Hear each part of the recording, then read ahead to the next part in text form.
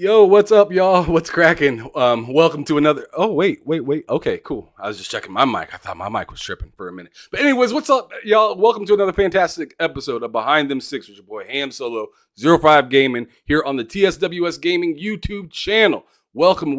Make sure you hit that like button on your way in, whether you're watching this now or you're watching this later. I appreciate you guys coming through here to check this out. I have a fantastic episode with a brother named Jaydub. He is here with me. We've actually been on a podcast before previously, but this is the first time that me and him are actually able to sit here and chop it up, talk a little bit about gaming history, talk about some of the stuff that's currently happening, and then also talk about some future stuff as well. So thank you guys for joining me today, and Jaydub, of course. But first and foremost, before we even get this started, before I even, start to asking you all these questions and stuff like that, please let everybody know that's watching now or later where they can find your channel or your Twitter or whatever and all that stuff. Me. Yeah, well, just where to find you in general, brother. Guys can always find me on Twitter, kicking up dust at JDubCity16. You can also find me on YouTube at JDub4U.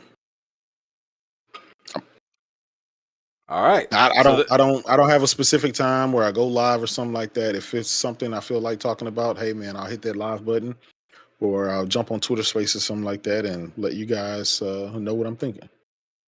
Absolutely. So I'm wondering what you're thinking about. Like, before we get into the questions, what are you thinking about today's showcase with Jeff Keighley and the Summer Game Fest?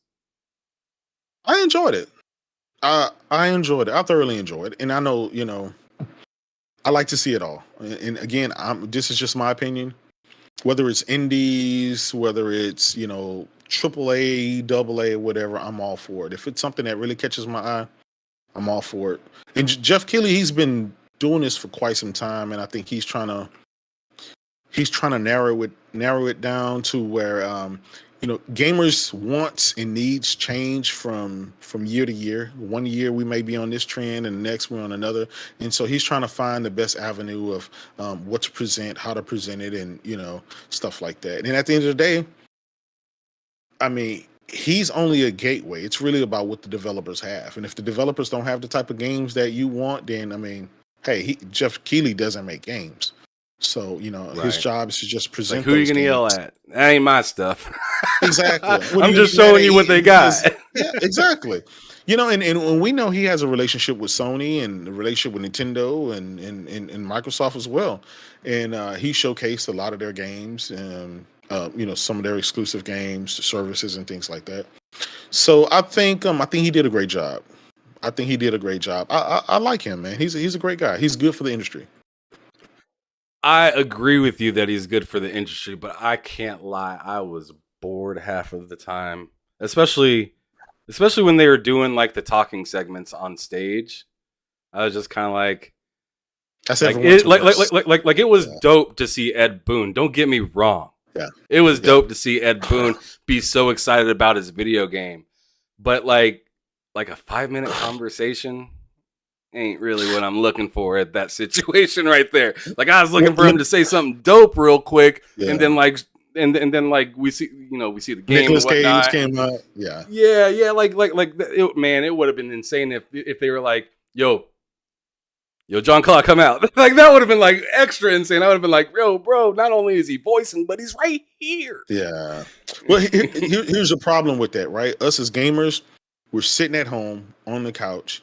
We just want to see nothing but gameplay of all of these games, just speed through it, give me the big stuff, and hold all the other stuff that I'm not interested in. The problem with that is kind of like with television. Not every single show, when you put it on a channel, let's say you put it on channel 10, whatever that is in your city, not every single show is going to, you're just going to watch it and every single show is going to grab your attention. That's just not what it is. It may not grab your attention, but the next person, it may grab their attention. So, That's I mean, fair. We kind of can't be self in that respect. But your preference is your preference, mine is mine. But I think a lot of us as gamers, we want that TiVo experience where we can set the shows that we want and bypass the commercials and all the stuff that we're not interested in. That's such a fact, too. That's like, what it is. Because, I mean, hell, we grew up in the time where, what was on was on. it is what it is. And I mean, yep, I mean, yeah, if it's late night and you trying to chill and watch a show, sorry, Mash is all it you is what it got. is. Exactly. Mash is Hey, all you got. once I hear that theme song, I know it's time for me to go to sleep. Doo, doo, doo, doo, doo. Yep, Oh man, it's I like, hated oh that. I man, there hated comes that the music. helicopter. Dude, I would cry when I hear that music because it's like, no, make it stop, turn it off. Then you for sure know that the night is over. There ain't nothing else Yep. to watch. The TV is literally telling you to take your ass to Yeah. bed. Well, I don't know if you remember. I don't know how old you are, but I don't know if you remember. But I'm old enough to remember. Um, After a certain time, after the news, we got color bars. That was it. Like there was no 24-hour TV shows. There were no infomercials. It was like the TV was just beep with the color bars on, like until 6 o'clock the next morning. Yeah, and then they replaced it with infomercials. Then they replaced once they realized they could sell airtime and make money overnight by doing anything.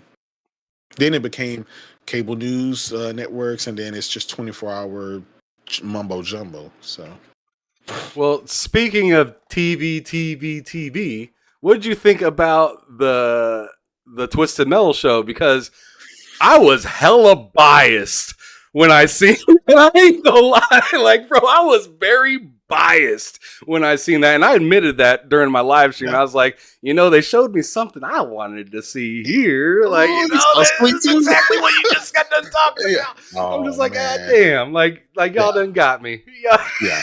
Listen, I'm not even subscribed to Peacock, but come this fall, I'm on. Come July, I believe it's the 27th. Yeah, it's like I late will be July. subbed to it. Yeah, specifically for that show. Oh man, it looks fantastic. But I that mean, that's our childhood. I mean, Twisted Metal. Come on, man. Sweet Tooth, Thumper, Twister, Mr. Grimm, Yep, Outlaw, the boys are back in town. man. I'm excited. Well, I don't know if you know or not, but there's been rumors, and I think it's been confirmed. But they're making a new Twisted Metal.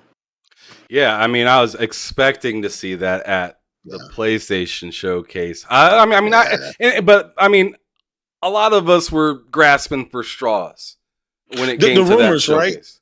It never fails. Every showcase, every state of play, these fake leak lists of these I'll call them the dream list. It's the wish list, right? Games that we want. Oh, we're gonna see Soakum. We're gonna see a Resistance. We're gonna see a Twisted Metal. We're gonna see. It never fails, and we kind of we ignore it, but in the back of our heads, we kind of have faith that they're gonna do that, and when they don't, then we're just like, oh man, that show sucked. 2 out of 10, and it's like they never promised that stuff. You guys do that every single time. You know, but I mean, I don't know. I guess as gamers, we kind of want what we want, and when we don't get it, we're going to be disappointed regardless of what they show.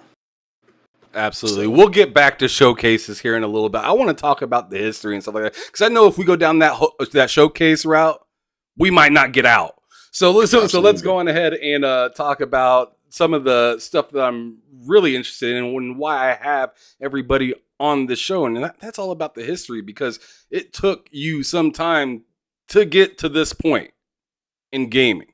I mean, myself, it took me some time to get onto YouTube and get all this other stuff, but I've always had the passion of gaming that led me to other things, right? Yeah.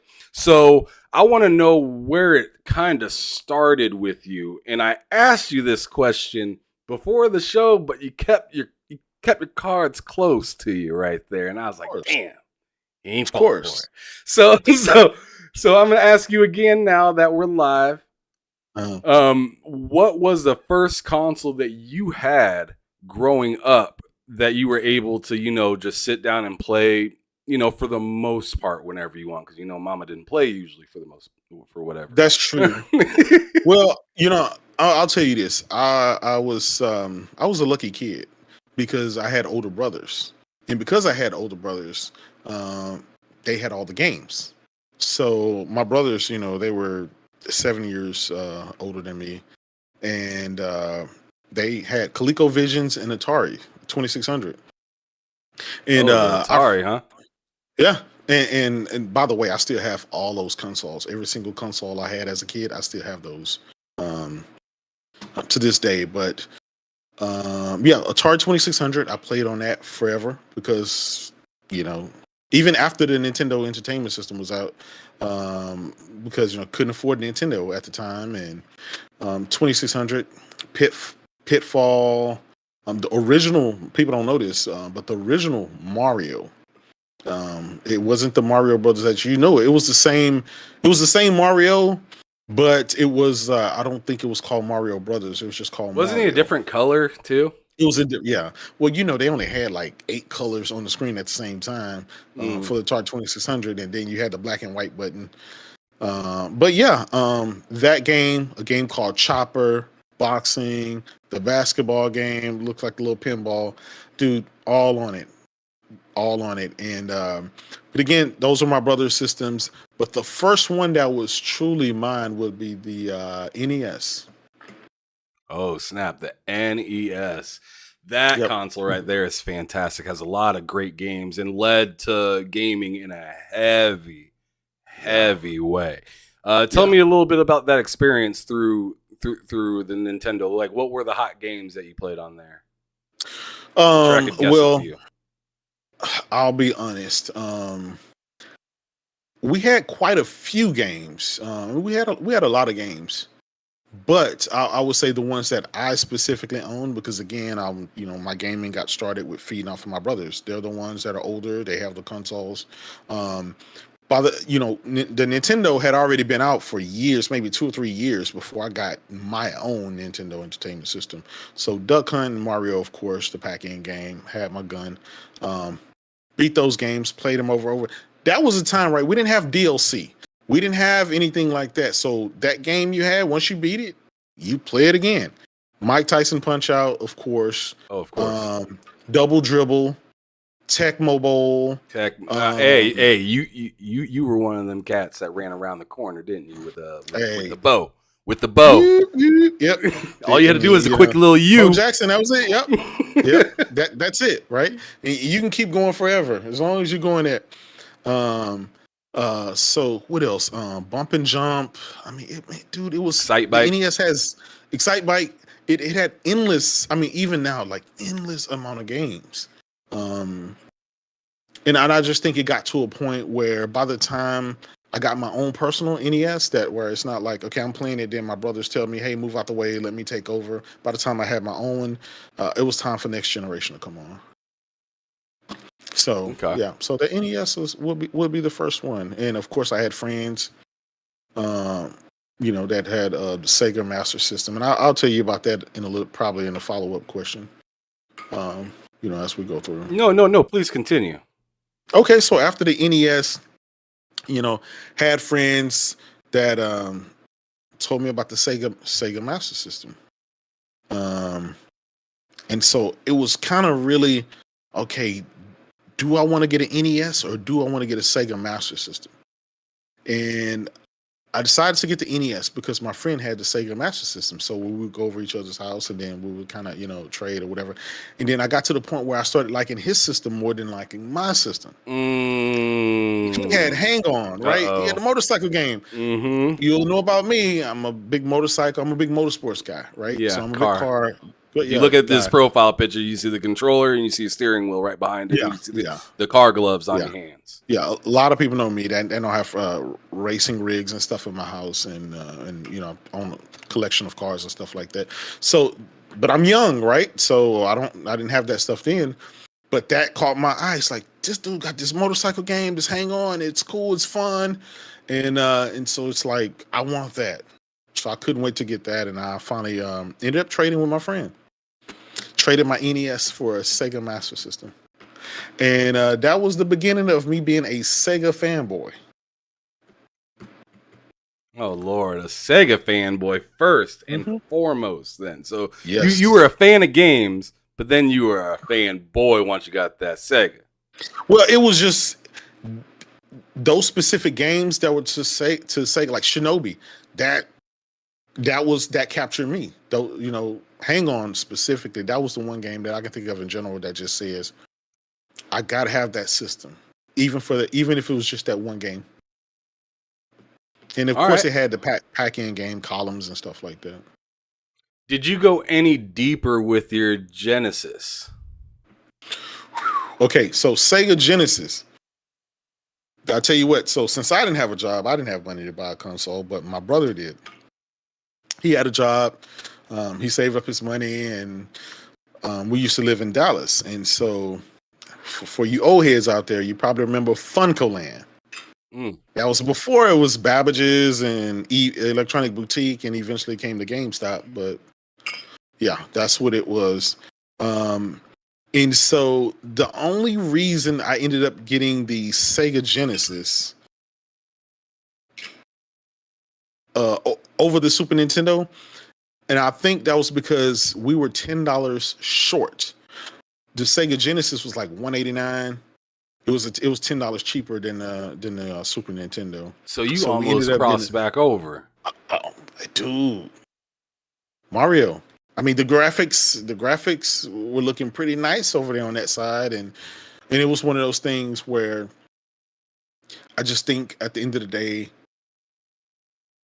it was a toss up, but it's because we didn't have 10 extra bucks. We didn't have enough for the tax to get the Nintendo, so we ended up getting the Sega Genesis. And to me, I think it was the best thing ever.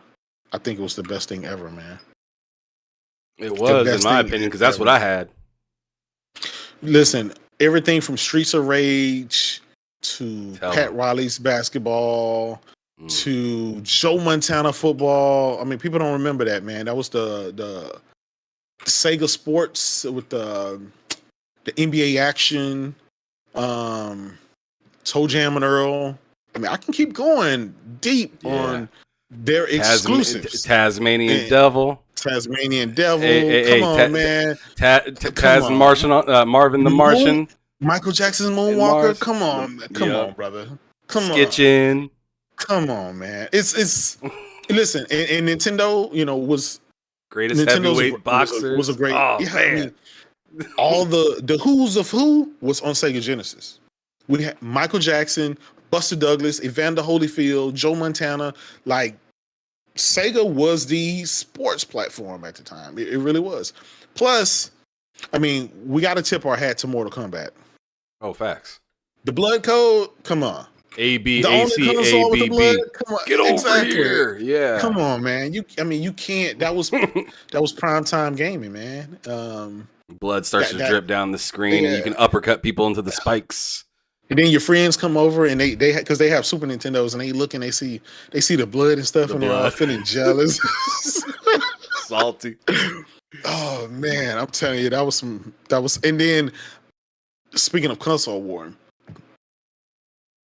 back then it wasn't me console warring, right? It wasn't the gamers console. It was the companies console war.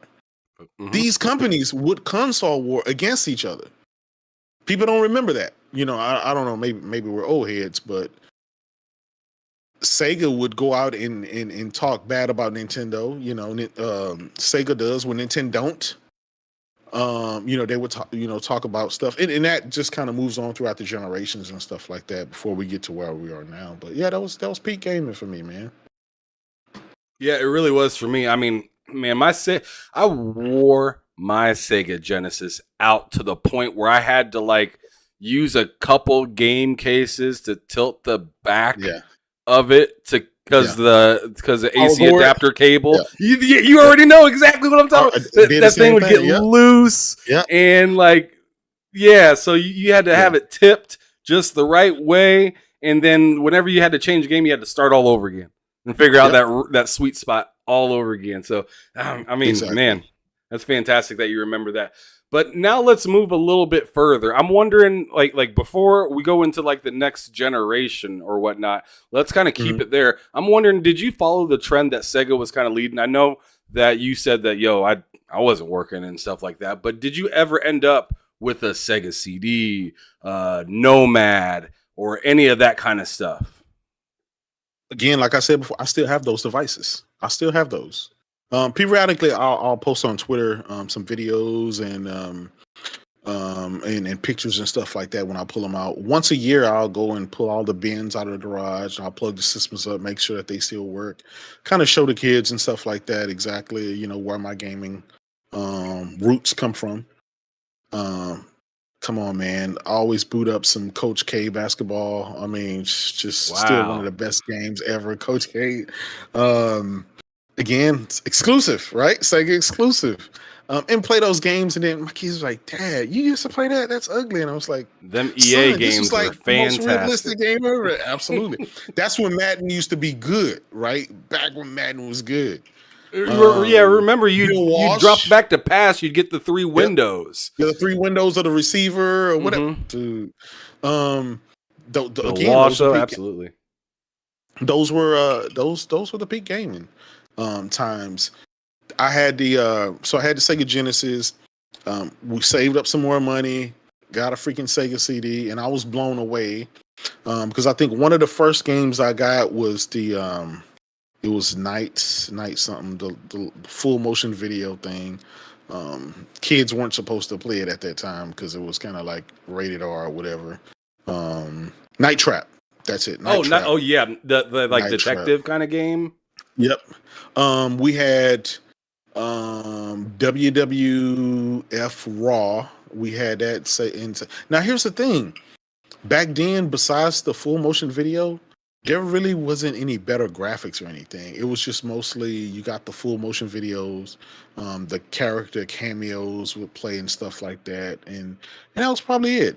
Had ESPN's Snake Moss said the Berman's ESPN. Aerosmith game. Yes, the Sunday Night Football game. I know exactly what you're talking about. The Sunday Night Football game with Chris Berman. He'd be doing the whole. He'd do all the commentary and whatnot. Commentary, but you remember like they're more innovative back then than they are now because they had a full broadcast, like a full game. They would tell you about the players before the game, tell you about this. Bill Walsh had all the words going down the screen and whatnot about what's going on.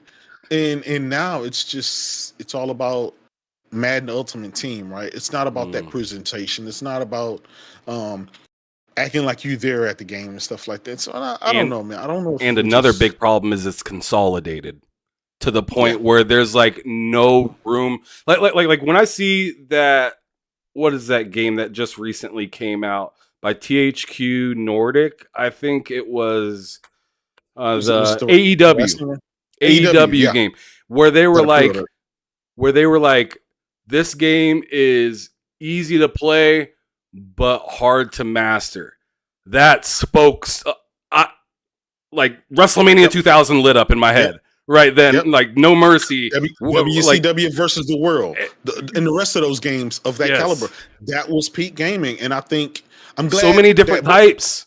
Yeah. Like, do I want to play Deion Sanders tonight, or do I want to play Chris Berman, or do I want to play Madden? Yep. Now I'll be honest, man. It's only COD, Madden, 2K, and that's that trinity of games that everyone don't forget FIFA plays all the time. And I'm a big FIFA guy. Yeah, so absolutely. I believe they were more innovative back then. We had a wide selection, right? If ESPN football wasn't the game for you, there was always Madden. If Madden wasn't for you, there was Deion Sanders Prime Time. If that wasn't for you, there was just numerous amount of other games that was out there from whether it was Activision or whatever. It was just like 50 different football games, 50 different basketball games. Was making they were making sports games, wrestling games, the fighting, they did everything. That's why that's another reason we'll probably tackle later, but consolidation is horrible. I don't believe up buying up all the publishers. I don't believe up buying up everything because those were great times back then. And those companies did great. And I feel like the more these big companies just buy up everybody, it gets squeezed and developers leave and it gets watered down. Then we end up with only the 4 or 5 games we just named, right? The Madden, the Call of Duty, the 2K, the FIFAs. I mean, that's it. And that's sad for gaming. What mostly irritates me is just licensing issues. And it's like you look at all those fantastic games that we're talking about, and we're pretty much dogging on anything after the PS2, GameCube, and original Xbox. Yeah. Everything after that started to consolidate into, all right, which publisher is dealing with this genre right here, and which publisher is doing that genre, instead of just like wild, just crap going everywhere. Capcom making random crazy games, and like Acclaim making Mortal Kombat and then turning around and giving you giving Yeah. you NBA Jam. Like, Exactly. like Exactly. it was a Yeah. Wild West back then for sure, and absolutely miss that. That. But let's go back real quick. So after, I meant to ask you. Did you? Yeah, you already answered that. You said you got all the extra. Did you end up getting like Sega The CD and the 32X. 32? The Yep. 32X, yep, we got that. The only thing I didn't get is the CDX, the little small consolidated Sega Right. CD with the Genesis built-in platform. But it's fine. But I do have my Nomad. I pull out from time to time. I think it's big and bulky, and I just plug my AC adapter in it. But luckily now we have the technology with rechargeable batteries, right? So Right. back So then it's we alive didn't. again. It's like, No, we Mom, didn't.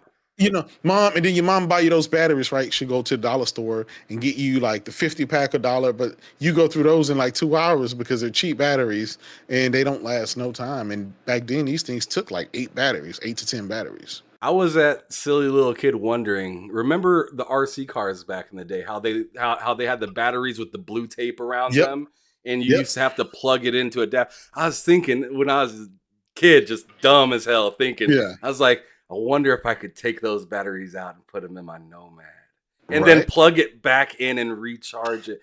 That would be amazing. And here we are today with Yep.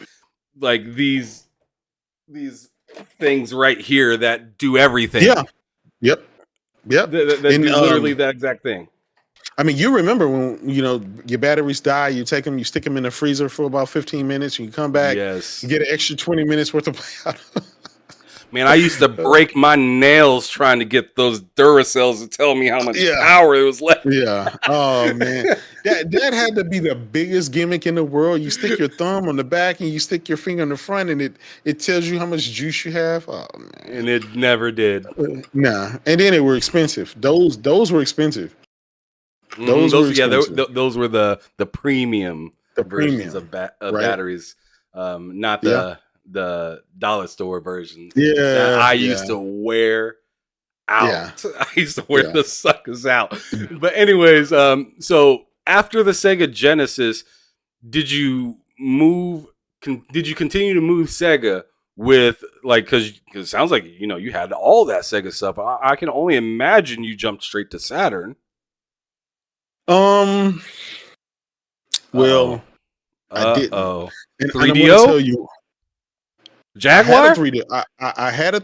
I have a 3DO. I have a Jaguar. See, by this time, right, my brothers are still buying games, so they're still with the latest and greatest. So I'm still kind of venturing to them. But this time, I'm getting a little older, and I get to take their stuff and play it, and they're playing it less.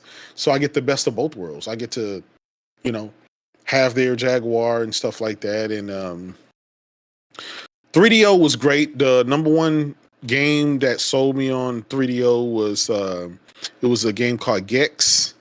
Gex, with the gecko and Road and Track's Need for Speed. Now that's the original Need for Speed. Some of you guys don't remember that.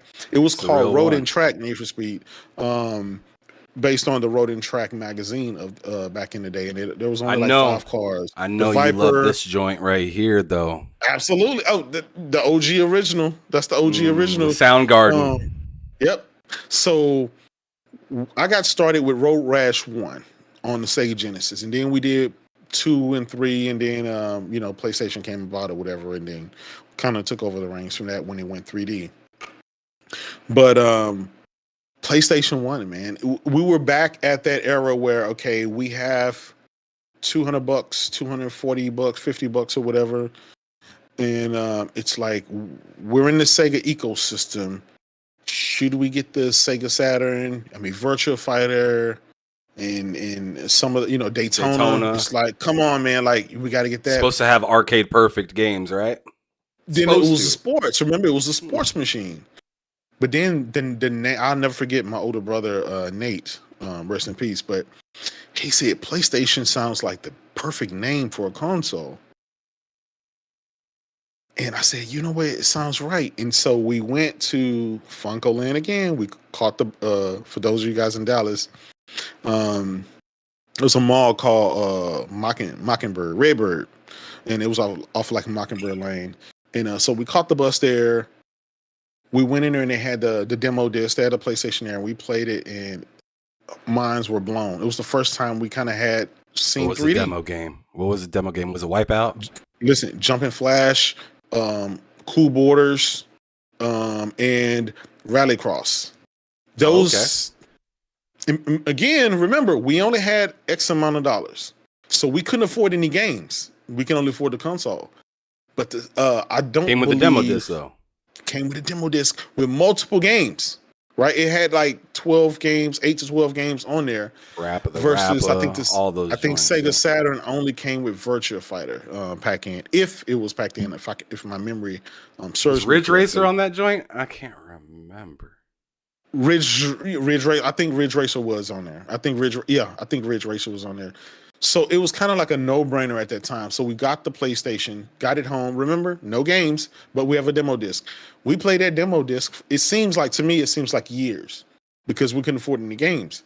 But we had a console, so I played Rallycross forever. I played Jumping Flash. Battle Arena to Shinden was like the perfect fighter ever. I don't know if you remember a game called Tobal. That was another game.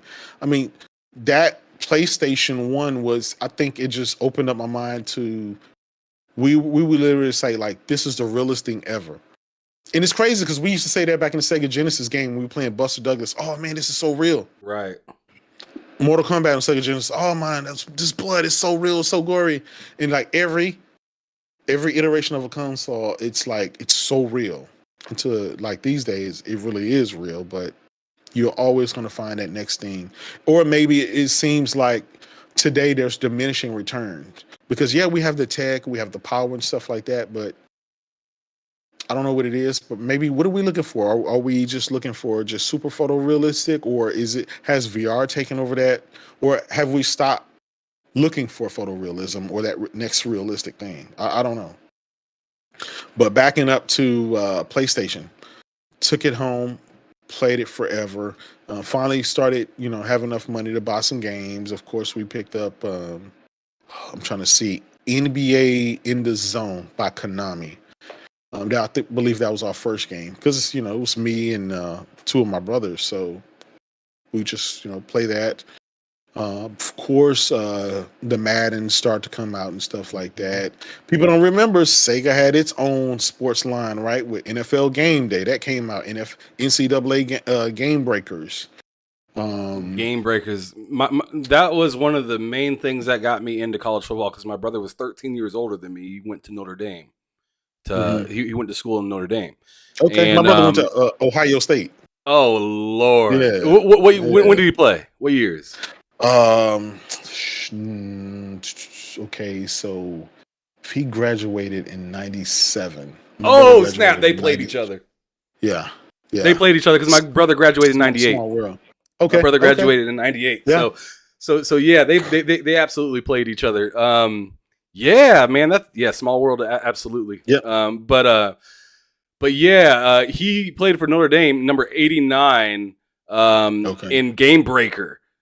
Okay. Cornerback, and I used to always turn on the game and play as him. You know what I mean? I thought that was super lineman. Cool. My brother was a lineman, number 66. Gotcha. Yeah. Man, Ohio State's crazy. They've always been good, man. It's insane. Man, and even to this day, I still ride with them, just because of that. I was so mad when they lost the game to the championship because I'm not an Ohio State fan. I'm from Nebraska. I'm a Midwest corn-fed brother here. I'm on the countryside of the Midwest. All right. Yeah. I'm a Nebraska fan. So Ohio State, I can't rock with you, but I can recognize the greatness that is Ohio State. Yeah. I mean, like, goodness gracious, you guys had a crazy amount of fantastic NFL legends. Yeah. I mean, that goes without saying, especially like Eddie George, fantastic players from back in the day, even up to now, where you just recently got that quarterback that went to Chicago. Yeah, that dude was nasty. Yeah. I mean, I know he played in Georgia first, but he ended up going to Ohio State, and he was ripping it up. But and back then, we college had the rivalries were big. I mean, you had your Notre Dame versus your Michigan. I mean, that was huge. Like it, all TVs were on that particular game, or um, even if you have like USC versus Texas, and I'm from Texas, so I mean, I just feel I don't know why. I don't know if it's just nostalgia, but I feel like everything was just better back then. Everything was just better. Man, when Vince Young won that championship, I was Oh so happy. man, yeah, I was so yeah, happy. Oh yeah, man, because they were talking down Texas yep. hard. Oh, they got Yep. Reggie Bush and Matt Leinart. They ain't no Mhm. stopping Matt this Leinart, team. Reggie Bush. Yep. And I ain't gonna lie, Reggie Bush had me nervous during that game, bro. But yeah, he couldn't keep it together. Took an Yep. L. Remember that fumble? Yep. I think that Oh fumble man. ruined the whole Yep. game. That Yeah. one But fumble. I mean, those, luckily those brothers went on to the NFL, and they had a somewhat career. Some of them longer than others. But I mean, that's what college is about. I think even right now, man, I'm super excited about the new NCAA football that's coming. Oh man.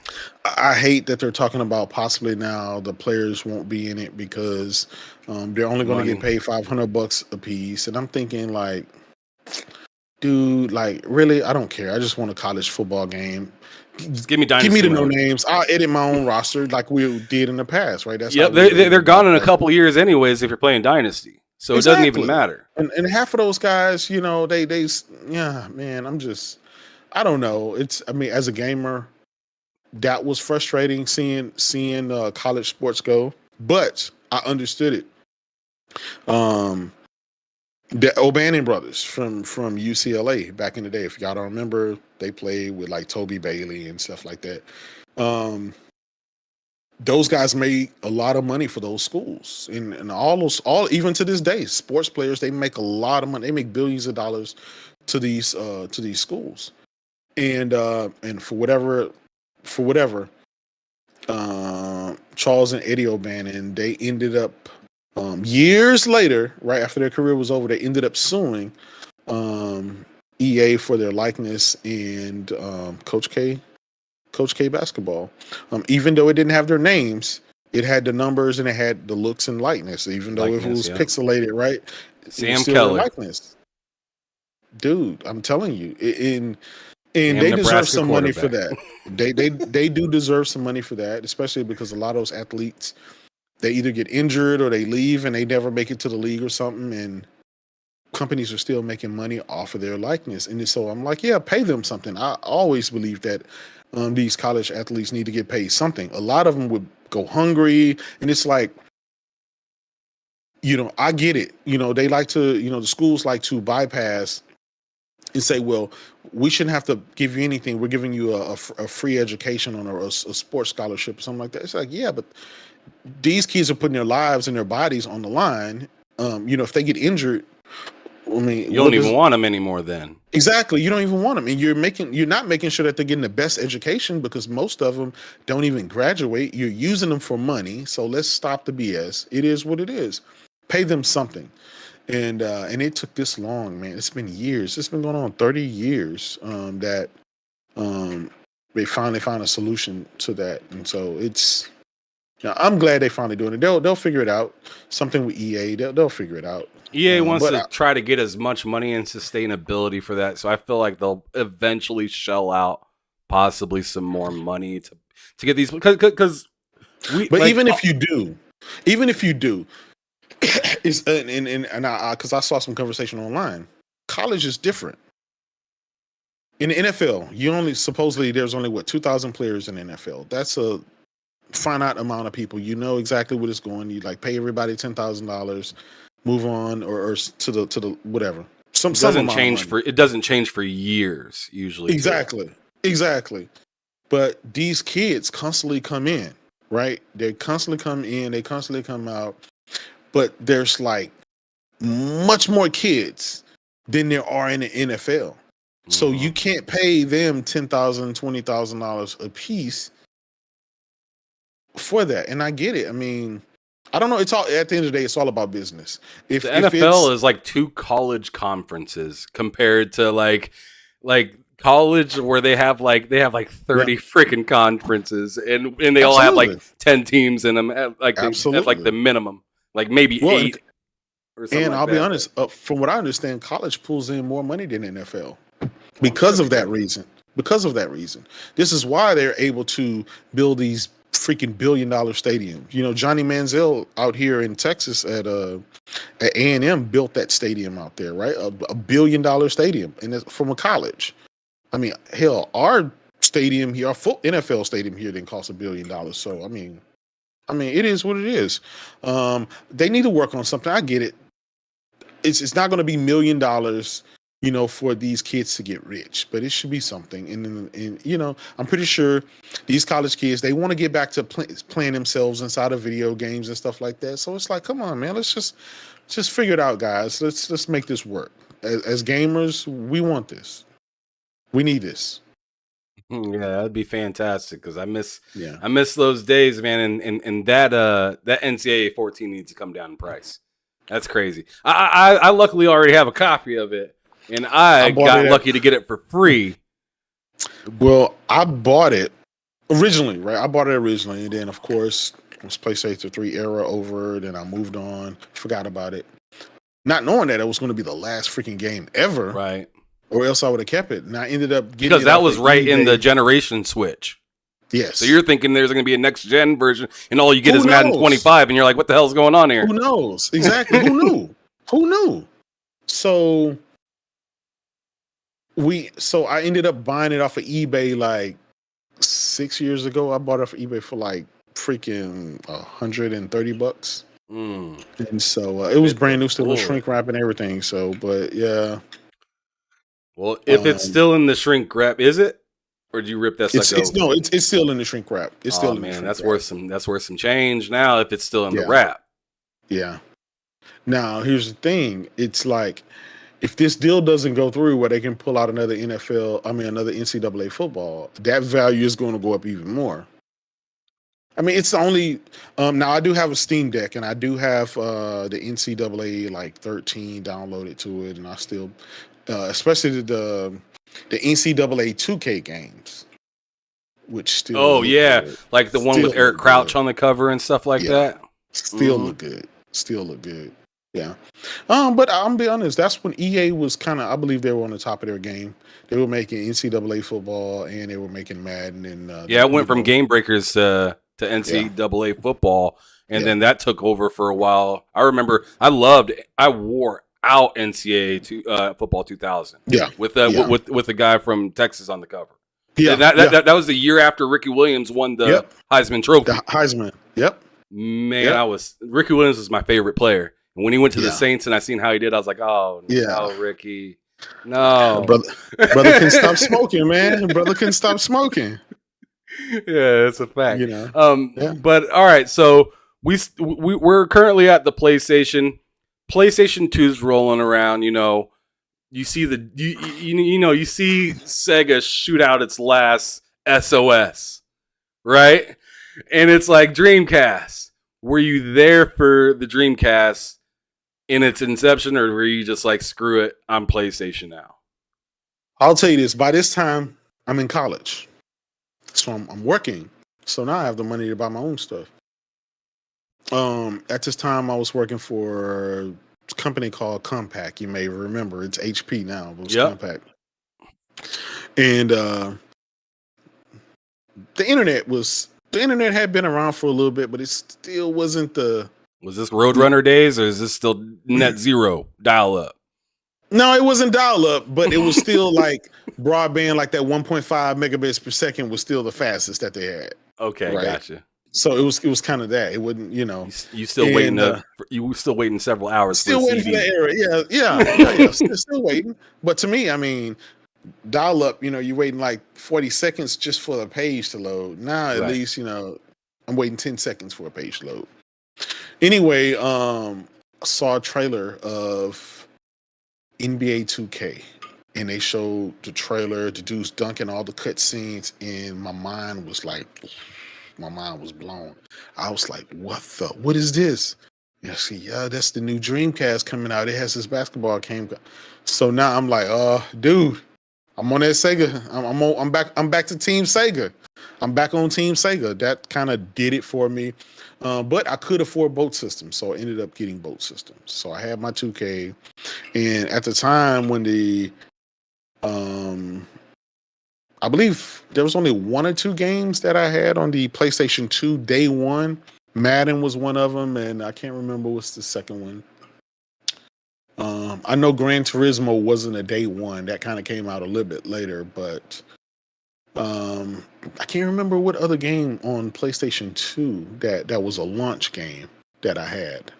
But I can tell you, 2K was it. That and Crazy Taxi. So now we're back to Dreamcast. Now we're back to Dreamcast, man. All It was a right, whole nother ball game. Tell me about some of the most special games in, like, I mean, other than sports. I mean, because we know that the 2Ks were phenomenal, right? But there's a lot of other gems that were on the Dreamcast that just can't be overlooked. Go on ahead and let me know. Back to you. Listen, we're back to our virtual fighters. We're back. You know, we're at Power Stone. We're at Crazy Taxi. Sonic is still kicking ass, right? It's still the most recognizable character to me and to a lot of gamers back then. Supposedly, it still had its speed. It was all about speed, and the VMU was another game changer.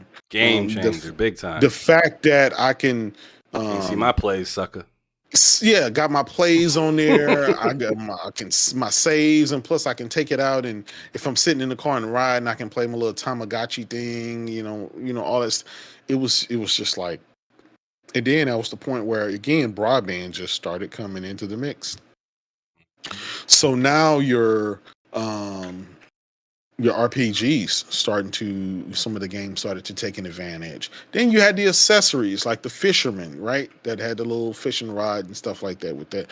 So I started getting deeper into gaming as far as having the money to be able to buy what I want. At that particular time, Ferrari F355. In the arcade, that was a huge hit. Now I got it at home on my Sega Dreamcast. It was like a dream come true. It was like Sega Genesis on steroids. And I'll be honest, the Sega Saturn got to Sega Saturn, but then PlayStation was just PlayStation 1 was just too much better. Cast a big shadow. It cast a big shadow. And so I just that thing just kind of collected dust. But Sega, I mean, again, you're back at the NFL 2Ks. You're back at your sports game. That's what happened to Nintendo, really bro? You ain't said nothing about Nintendo for a minute now. What happened? I'm gonna be honest. I kind of outgrew Nintendo, even though I bought the consoles. But I'll be honest, man. Like at that time, I'm in college, bro. So it's about the sports. It's about the action games. It's about was it with the Evil Dead, the Dead, or whatever, the shooting games and stuff like that. It was House of the Dead. It was about that stuff. And I'm not gonna lie, I really wasn't even into like games. But one game that really, only because my friends were just so enamored by it and they were showing me videos on the internet, Shenmue. That kind of opened my whole world up to a whole nother genre that best game on Dreamcast, in my opinion.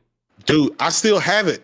I still have my Shenmue. I still have it, like in the case, everything. You got the 3 discs and the passport. Yes, still got it. Still, from time to time, I'll take a picture with my phone and post it on Twitter and stuff like that. I'll send you some stuff so you can see, everything that I have. And all this stuff is original that I had, when I was a kid. And I just, how most people would take their stuff and sell it after a while. I was one of those, so I had to buy all this stuff all over again.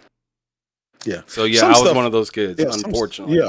Some I stuff feel dumb about my Game Gear, man, and my Nomad. I'm just like, man, that thing like $350 now. Damn.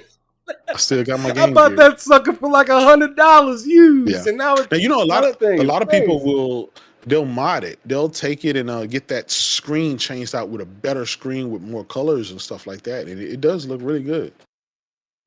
But I'd be the person to keep it original though. I like that. I like keeping things just regular the way it is.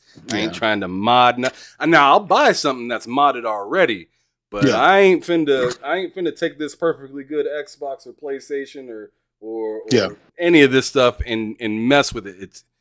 I wanted to Yeah. be able to pass it down, or I mean, if I get in that sort of situation where I'm like, I'm in the pinch, I can sell it as is Absolutely. instead of instead of selling something that's technically illegal. Yeah. I got a bunch Yeah. of illegal property Absolutely. on it. Absolutely. Absolutely. But Shenmue, man, that kind of opened it up where, hey, man, I'm playing this game for days and days and days and days and days, and not just, just hey, I beat this in one day, and then the story and stuff like that. And so that opened my mind up to a whole different genre as well. Um, then back over to the PS2, you got your Grand Theft Autos, right? You got your Vice Cities and stuff like that. Your GTA 3. Um, Now hold up. Since you uh-huh. brought it up, I want you to tell me what it was like for you when you realized this GTA is not like London or Mhm. 2 at all. Well, That was a mic drop moment when that remember happened. though. Yeah, you remember the first two Grand Theft Autos? Those were Mhm. already pretty dope games for the time, right? They're But goofy as hell. now this is in 3D. Now I get to actually interact and be this character. I'm not gonna lie. That game itself kind of shut out a bunch of other games. It really took everybody's time away. It was more like just a time waster. Hey man, I get to do this and do that, and even if you didn't just want to beat the missions, you just go around, jumping in the cars and beating people up and doing all that stuff. It's crazy stuff, man. That was probably that would I'm not gonna lie, GTA 3 and Gran Turismo would define the PlayStation 2 era of the console. That I think that would define it. That and Final Fantasy 7 would probably well, nah, I'm just gonna say GTA 3 and Gran Turismo. And those are my opinions from me. Those defined that generation So for the PlayStation 2. for the PlayStation 2. So Even you though we have liked a bunch of Ace. other, So you were A spec. I'm an A-spec guy. Okay. Now, here's the thing. I got started with Gran Turismo on PlayStation, the original Gran Turismo. Then Gran Turismo 2. Then Gran Turismo 3 come. Well, this is a whole different ballgame. This is more photorealistic, right? Mind you, I tell you, every generation is more realistic. But this here was like photorealistic. Yeah, it was a Even big right deal. now, even right now, I have it on my Steam Deck. I'm still like hard pressed to be like, man, this looks like a current gen game. It really held up really, really well. The controls and everything else. By this time, we have rumble in the controller. So the Dual Shock has the rumble in the controller, force feedback. It's really the graphics is just there. It's just the sound is there. That was a console. The PS2 was a console where I actually had my own money, and I bought a 50-inch Magnavox. And you know which one I'm talking about? The big box, the big freaking box, the big Yeah, big the heavy screen. guy. Even though it's 50 inches, we called it a big screen because it was a big screen back then. And I bought that for that, and I plugged my PS2 up to it, and Was people it would a come over. was it a wood grain? It wasn't a wood grain. It was a silver Magnavox. Okay. Speaker at the bottom, but it was like the Well, rear projection. by that time they had flat screens and stuff like that. So No, no, I'm no. thinking of something. So no, we didn't get flat screens until the 360 era. You're right, because that's We when didn't get flat HD was screen. the whole That's when 480. HD. The whole 480 thing was a Oh, big deal. I got a story to tell you about that, man. How I gained for 3 months. I gained for 3 months. Like, man, this just doesn't look like. And I bought a Dell flat screen, and I plugged the cables in, and it looked good. But I was like, it doesn't look how it looks at GameStop. Like, what's wrong? Dude, I went up to GameStop. I was telling the guy, I was like, man, why does it look so much better here than there? And he was like, oh, did you turn it to HD? And I was like, what do you mean? Oh yeah, there's a switch on the back. You got to hit that switch, and it'll turn to HD. And I'm like, dude, You, because we don't read instruction manuals. We've been gaming forever, man. We don't you never just plug the shit in. freaking just plug the shit in. It looked good enough, but I'm like, it looks a lot crispier here. So went home, hit that switch, eyes just popping out of my head. I'm just smiling from ear to ear. Uh, popped in. But that's the 360. I don't want to go there. I want to back up and still stick to Right. the PS2. But I had the big 50-inch box, the big tower TV that I bought. So I would invite people over. Looked like a table was on top of that sucker, right? Yeah, exactly. And I would just let have people come over to the house, and I just let Gran Turismo play by itself because it would have the demo loop mode, that goes on. And they'd be like, "Man, that looks real. What's that?" I was like, "Oh, that's a video game. That's the PlayStation 2." They would be all impressed and stuff like that. I was like, it really made an impact. Then there was this one game that caused controversy. I still have that game. They will probably never release it again. Is it a Rockstar game? Yep, the Rockstar game where you killing and stuff. What do you call that game? I can't remember. Guys in the chat probably. I know Mr. Joanne Dark probably. You remember you had to sneak. You had to sneak in shadows and stuff, and you get to strangle the people and. I cannot believe I'm forgetting the name of that game as well. I know exactly what you're talking about. It was huge controversy over that game. It was almost back to like the Mortal Kombat days when they tried to cancel games and get Congress involved. No, it wasn't Bully or State of Emergency. No, it wasn't one of those games. No. This game was terrible. This game was something else. I need to look it up now because I'm Manhunt. Thank you, Manhunt. Thank you, dude. Game just super over the top, super gory, super horrible. Like, why would you guys create a game like this? Even to this day, I'm like, what the hell would you? How did they let that pass? How did they let that out the door? Rockstar was crazy. Max Payne, GTA, Manhunt, the Warriors, bro. Bruh. It was a fantastic time. Again, great. That console there was the perfect console because it played DVDs. It ushered in DVD, a whole new movement, right? Nobody knew about that. Oh, what do you mean? This whole DVD thing. Most people didn't even have a TV that would show you the better resolution and stuff like that, but kind of didn't matter. Right? It's like DVDs. I can buy movies and they're not VHS tapes. Okay, cool. They don't really scratch as much. Okay, cool. Dude, that just ushered in. And then the price was, I think, comparable to where it was cheap enough where everyone could afford one, but it was still more expensive where everyone would get one day one. Those systems didn't really jump off the shelf like that until they had a price drop. Once the price got down to like $199, I think $149 at the lowest when it was out. That was it. That's why they ended up selling 150, 160 million copies. Yeah, it was insane. But now I got the curious question for you. During the same generation, there was two other consoles that were hot on the market as well. So first, I'm going to ask you about the GameCube. What was your experience with the GameCube? Because there were great games on there as well. Eternal Darkness, Smash Brothers was a big hit on the GameCube with Melee. You had F-Zero that made a comeback and whatnot. So like there was some great games. Did you partake in the GameCube? Did you own one at that time? I did, but I didn't get one for maybe 2 years after it had been out.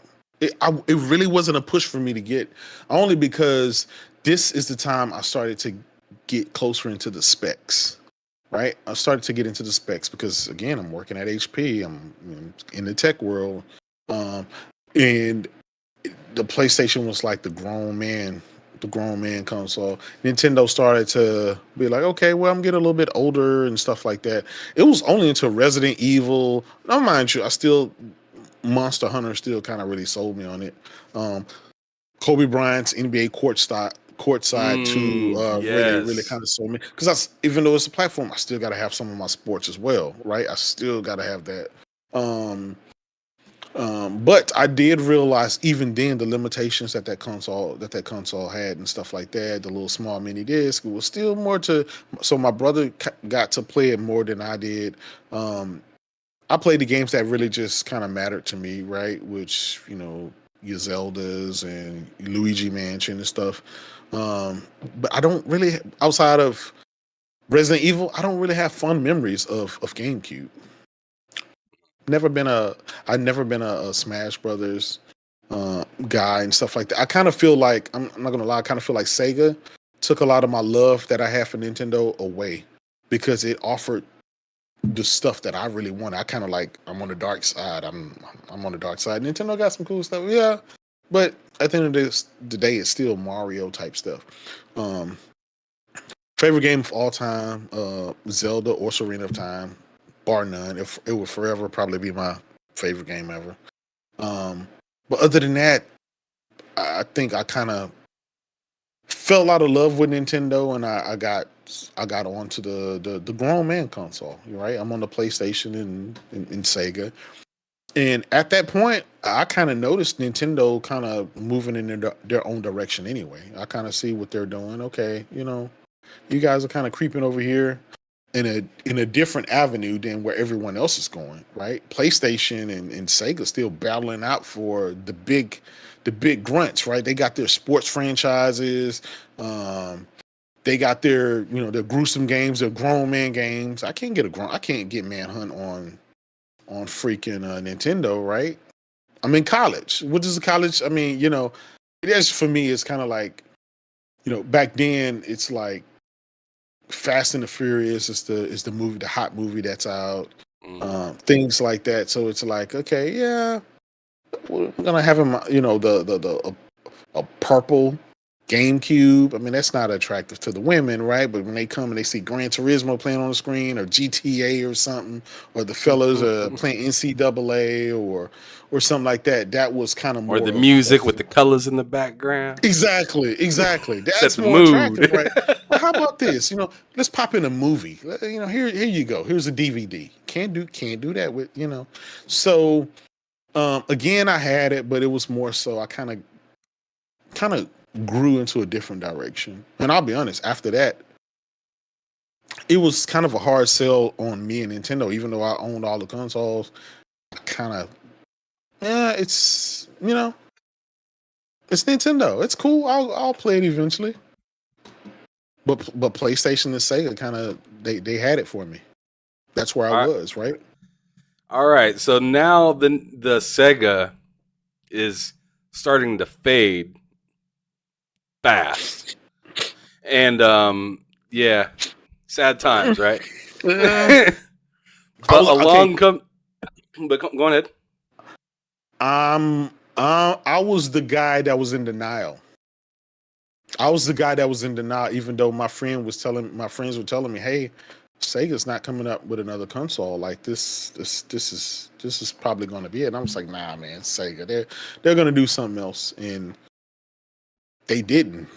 That was a huge shock to me, and I'm not going to lie, man. It was a huge shock because at this point in time, I had been with Sega pretty much my whole life. I had a Master System. That was my first Sega platform. That Hang On sold me. Then Super Hang On the Genesis sold me, right? Yeah. And then so on and so on. And so I didn't want to believe it because, and I realize it now, the Sega Dreamcast was ahead of its time. It was wrong timing. It had broadband before any of those consoles did. It had it, baked in. It was It built in, had yeah. support. Those accessories that it had was still the best that you could find. It was arcade quality accessories. The They even had a mouse and VMU, keyboard. the mouse and keyboard, right? The VMU, it it was ahead of its time. If that would have delivered the next generation, when broadband became more spread, which is crazy, right? Because literally just the next generation is when broadband became mainstream, and that's when Xbox came in and reaped the rewards for that. But Sega never saw fit to recoup and jump back in.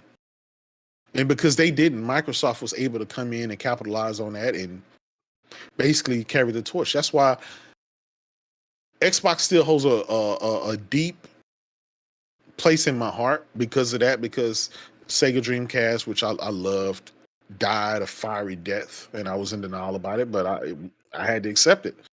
But again, I'm in college, I'm in tech, and here comes this Xbox. 733 megahertz Pentium 3 processor, faster than freaking my PC at the time, right? I'm still running a 450 megahertz Pentium 2. What do you mean this freaking gaming system is more powerful?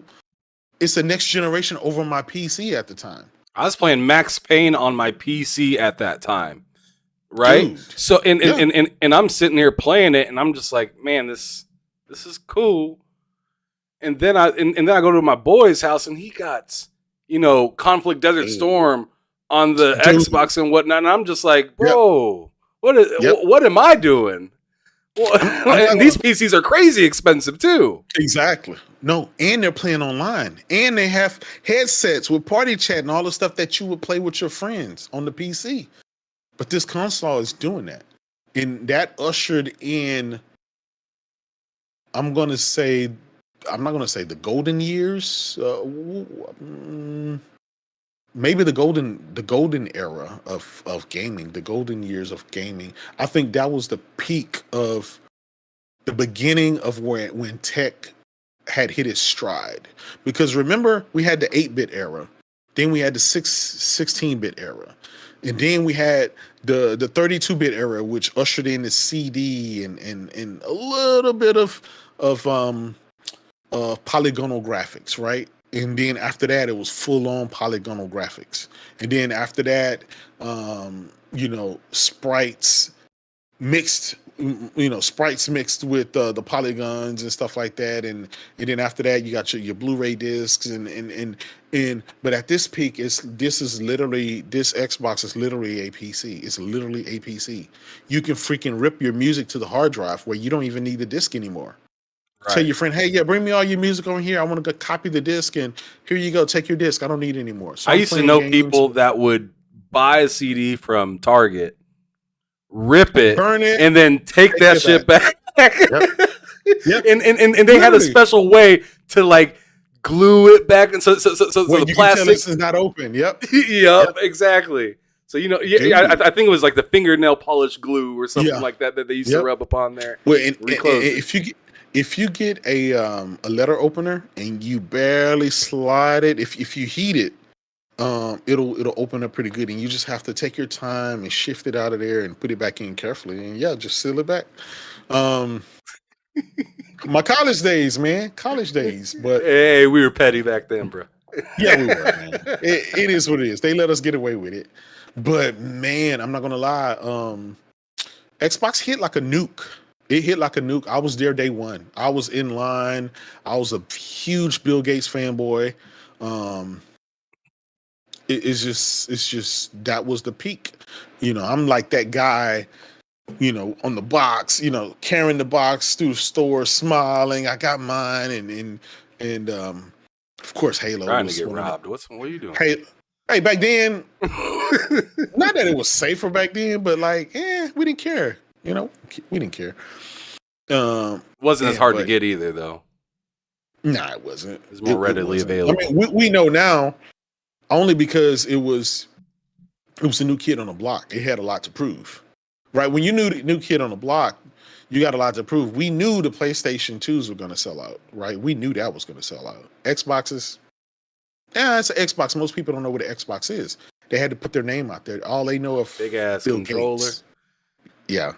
And I'm not gonna lie, the big Duke controller, it didn't bother me one bit. It was a man's controller. It was a man-sized controller. It was not for kids. Once I got my hand, but once you got your hand on the Revision 2, the smaller controller, you were sold, man. You were sold. And then when you find out why the Duke controller was so big later on by watching documentaries and stuff, you realize it's because Sony had all the manufacturing sewed up with all the semiconductors or the processors, the diodes, resistors, transistors, and all that stuff. They had all the manufacturers that knew how to make small components. They had them sold up already. They were already producing parts for them. So Microsoft didn't have a choice but find Bob's electronics shop and put some components in there. So that's why the controller is so freaking huge, is because they couldn't get that. And of course, over time, things opened up and they were able to find people. Amos actually talked about that. So yeah, I know exactly what you're talking about. Yeah, but I had it. I was there for that. I lived through that. So watching some of those documentaries stuff like that, it was like, yeah, I remember exactly what I was doing there. I remember what kind of car I had. I remember, what was going on around this time. And me and my friends, we would stand outside the line and um, pick up one, get our picture taken and stuff like that, and go home. And I'm not gonna lie, Halo, it dropped like a nuke. It really. You remember when I told you earlier about Dreamcast about how Shenmue, how that Mhm. was a game changer? Halo was a game changer all over again, because at that time I was still playing like Soldier of Fortune on PC, right? I was still playing Soldier of Fortune, original Tomb Raider, stuff like that, Sega Rally. But on my PC now, this is with the resolution cranked up, 768, 1024 by 768. That's high resolution back then at that specific time.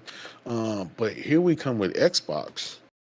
Man, it has all these features, memory card, you stick in a slide, you can take it to your friend's house. So Didn't it even did need copy it though, technically.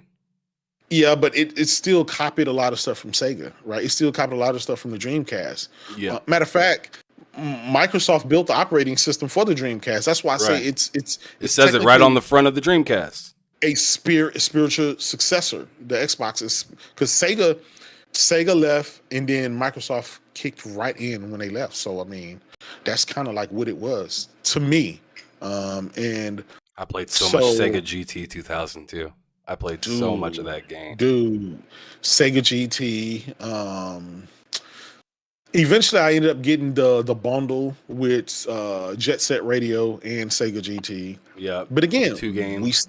we still had our NBA 2Ks. We still had our sports. And here's the thing: that was the peak gaming because Sega had its own XSN Sports, right? They had its own Xbox Hmm. Sports Network. So they had You NFL had the rally Fever. cars and Yeah, yep. exactly. NFL Fever, NBA.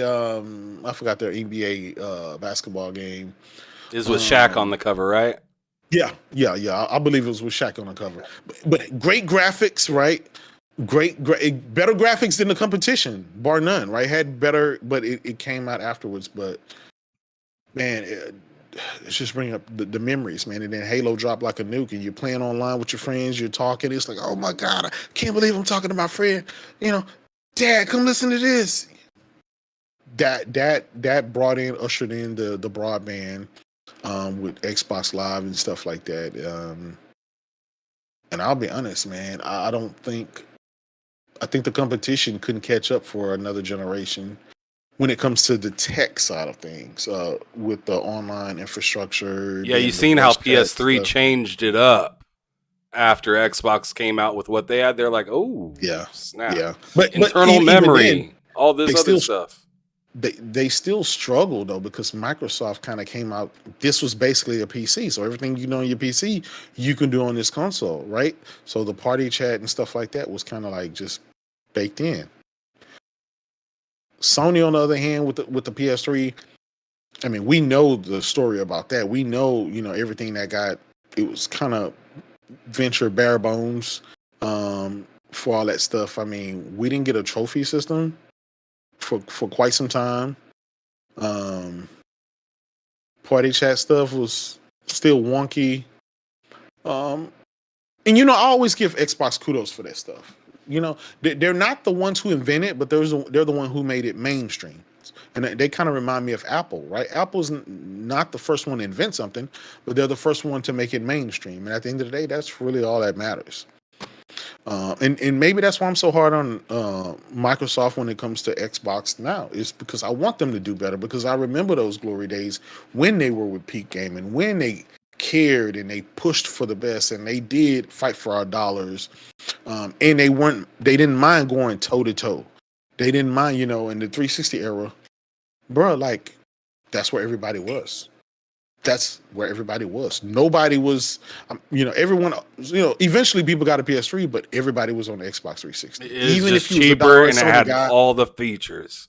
Well, it came out, right? It came out a year to almost 2 years before the PS3. So they had already started the next generation. So, of course, that's where everybody's going to be. Plus, you had the hard drive, HD, it ushered in HD. That was the first, right? That was the first, right? A lot of people don't remember, and I'm embarrassed to say, but yeah, I chose the HD DVD. I've had all my big stack of movies and stuff. I don't have those anymore, but I chose that because I thought it was great to be able to have the DVD version, and then you flip the disc and have a high definition version. So, if you go to your parents' house and they still have their regular DVDs, they're still able to watch the movie. If you get a Blu-ray, at that time, Blu-ray players were like $800. So, Expensive. Just HDMI cords alone were out of pocket. dude, $100 for a freaking HDMI cable, And that's and it not even didn't the come in high a grade box. one. That wasn't even the best one. Dude, I'll never forget. So I bought my PS5. I bought like 4 games with it. I had the NBA, whatever the NBA game was at the time. I don't know if it was Showtime or something. I can't remember. But it wasn't Showtime because that was on that was like NBC or something. NBC, like that. Yeah. It was some. It's not. I'm gonna be honest. It's not even worth mentioning. But it was supposed to be the first 1080p 60 frames a second game.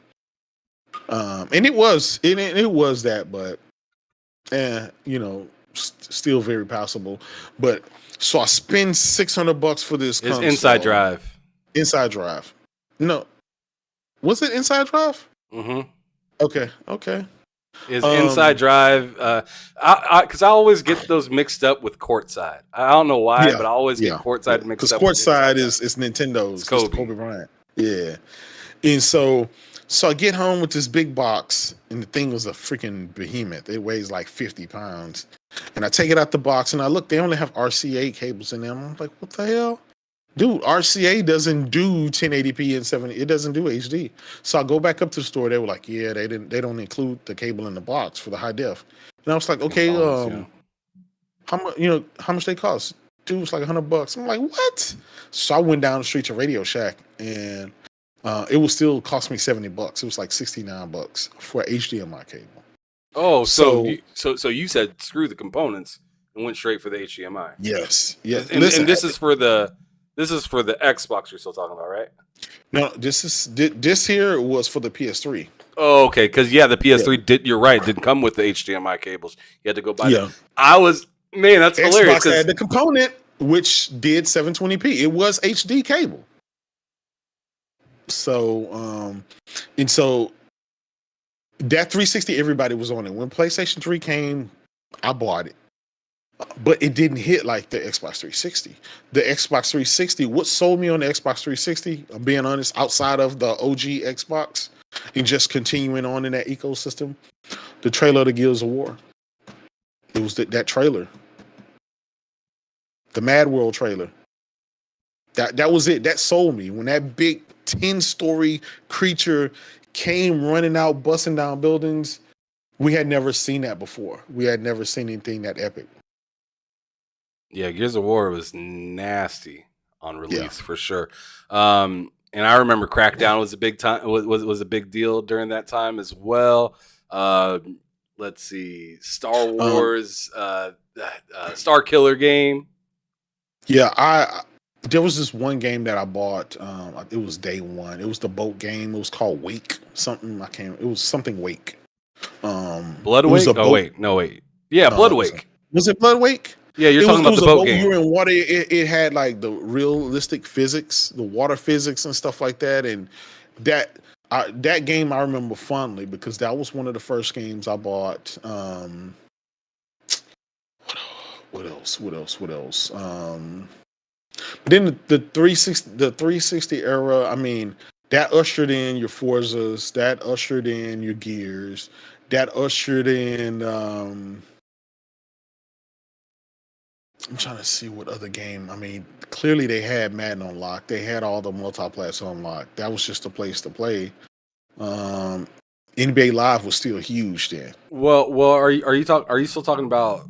Are you talking about 360? I moved to 360 because I remember Madden didn't want to come over for a hot minute because of the NFL Fever. Yep, thing. Because they still had their excess. But yeah, for 360, they're like, "See you later, Fever." Yep. We're going with EA. Yep. Yeah.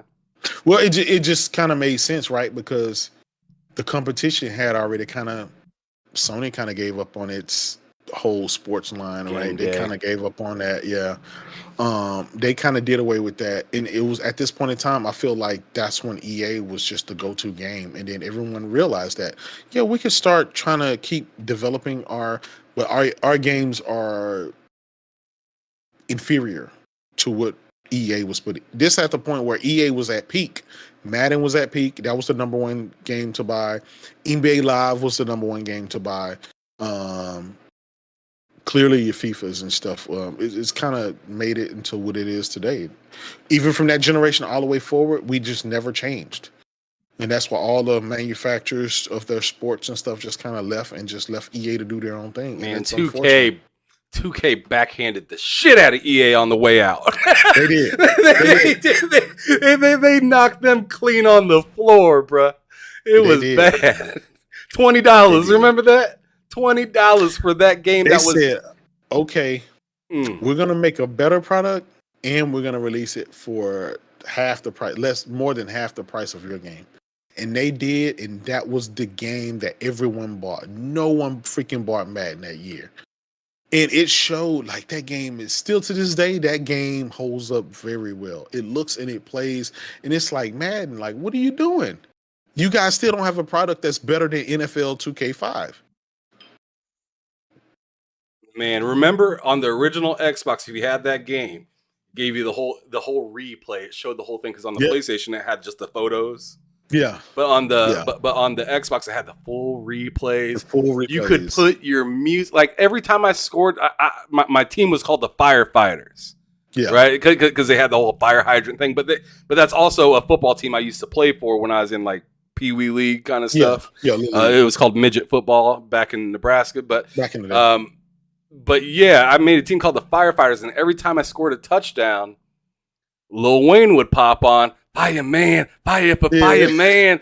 Oh man, it was so dope having my own music at my home stadiums, man. Yeah, that I mean, those memories and things like that. It's like, how do we get that back? Do we get that back? Can we get that back, or is it the companies aren't making?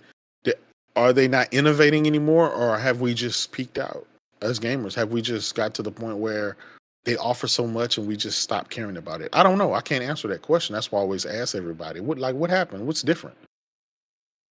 Like I said, I think it's just, in my opinion, it's a lot of it's licensing, in my opinion, man. Because I mean, do you think we would have a Midnight Club Dub Edition 2 out during this time if it wasn't for licensing? Or maybe another Warriors game, or I feel like the approval of licensing is so much harder now than it was back then. I mean, we had to fight for New York and stuff like that. I mean, we had video games in the music industry. Yeah. No, you're right. All the basketball games, right, had the all the players, all the New York rappers and everything in it. I mean, licensing could be a thing, right? Because it costs a lot of money to secure those licenses. But also, I think gamers have changed.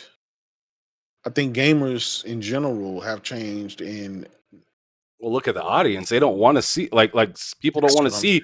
I mean, you look at CTE in the NFL, and then you think of a game like Blitz. That's never going to happen. Can't be done in this. Yeah, it can't be done in this era. The sensitivity is real now compared to back then, where you could release a manhunt and it'd get scrutinized, but everybody just be like, shut the fuck up. Yeah. Well, you have that, and then of course, modern times, everything is about recurring regenerating revenue, right? It's all about Bloom Network said it in the chat. He said microtransactions. Yep. Pretty much, they want that money that's going to where it's like we can sell it to them for full price, but then we gotta lock them in where they keep spending money with us over and over and over and over and over. And I think back then, I still stick to that model, man. If you make a great game, people will come. But if you nickel and dime them, I don't mind free games, right? I don't mind free games with microtransactions and stuff like that. Yeah, that's just how they live. I got it for nothing. I can't be mad at that. I think Fortnite is the perfect. It's the perfect way to do things. I can play Fortnite without spending a dime. Have never spent a dime. Me personally, I have never spent a dime on Fortnite, but I can still play everything I want. I just can't get the characters and stuff like that, and the costumes. But I can still have a great Doesn't time. hold back your skill though or anything Doesn't like hold that. back. Yeah. Um, so they kind of perfected that, but they know that kids are going to ask their parents, "Hey, I want this skin because I want this season because it gives you this, this, and this," and then the parents going to say, "Okay," and give it to them, and that's that recurring revenue they have. But when I pay $70 for a game, and then you're going to turn around and keep asking me for money, and in order for me to enjoy that game, I got to keep spending money. That's where I have a problem. I have a problem with that. Yeah, I feel like as much as we love talking about EA and how, dope they were for us with the Sega and the PlayStation and the Xbox and all these things. And then we think about like what happened with 2K and everything like that.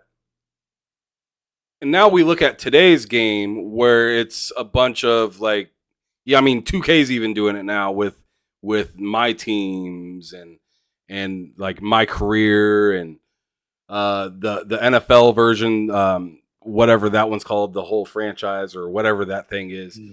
Like everything is running off of that money train, and they're now so consolidated to where it's like, well, I don't want to spend that money on that, and none of these features in this game remind me of the old games. I mean, you remember like the old Madden games where you'd have like the things that you would do and get like 2 stars, 3 stars and stuff like Yeah. that. Just the Yeah. goofy stuff that you'd be able Yeah. to do in those games. You don't have a lot of those modes anymore.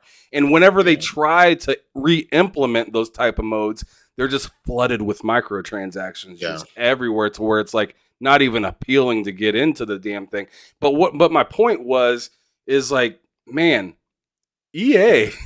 I mean, you look at them with like Star Wars Battlefront. When they re-released that game with the microtransaction issues and whatnot, and you look at what they did to like football and some of these And everything other else. games. I'm just like, damn, EA ushered in a lot of this shit that we're not happy with today. The way you see things getting bought up in this is mine only. Yeah.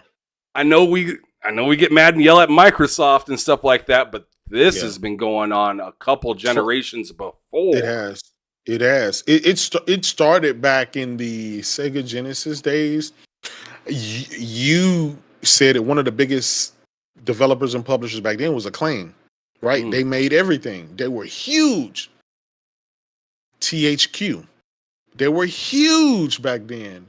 Some other guys that are no longer with us, they were huge, and they put their stamp on gaming. And one day came where there's this huge consolidation, and then you just start seeing companies drop left by left. Such and such bought such and such as Williamson, and now Acclaim, and now freaking Midway are all jam packed together. And then WB, right? And then WB get it all, and then now all the developers left, the companies, like everything, and then half, it's like, hey, what happened to this game? You remember we used to enjoy that game? That's why I'm still glad they're releasing a new Test Drive Unlimited game. Do you remember Test Drive from back in the day when we used to have Need for Speed and stuff? I remember the old Test Drives that were on the like original PlayStation. And then I remember when they rebooted it for like PlayStation 2 and whatnot, and they had like Bubba Sprax in it rapping and shit like with the chart with the Fast and Furious Charger on the front cover. Yep. They even had off-road Test Drive. Dude, they had even my favorite developer, Polyphony Digital. They had a Tourist Trophy motorcycle game, right? It was the first game they did, a simulation motorcycle game. That's, to me, I think that was just peak gaming, but there were so many companies that was doing so many different things, and then that consolidation just left us to where there's only one company making football, there's only one company making basketball. Can you believe that? In this whole world, there's only one company that's making basketball. There's only one company that's making baseball. There's only one company that's making football. How did we go from having MVP baseball? Um, what's the other baseball games that they had? We had triple play baseball, MVP. We had Frank Thomas baseball, King Griffey baseball. We had all these different baseball game out there, and then now we're only down to one. So it's like the industry, some kind of way, just made it where it's like, forget all of this stuff, this competition. We're just gonna have let the richest company win, and that's just what happened.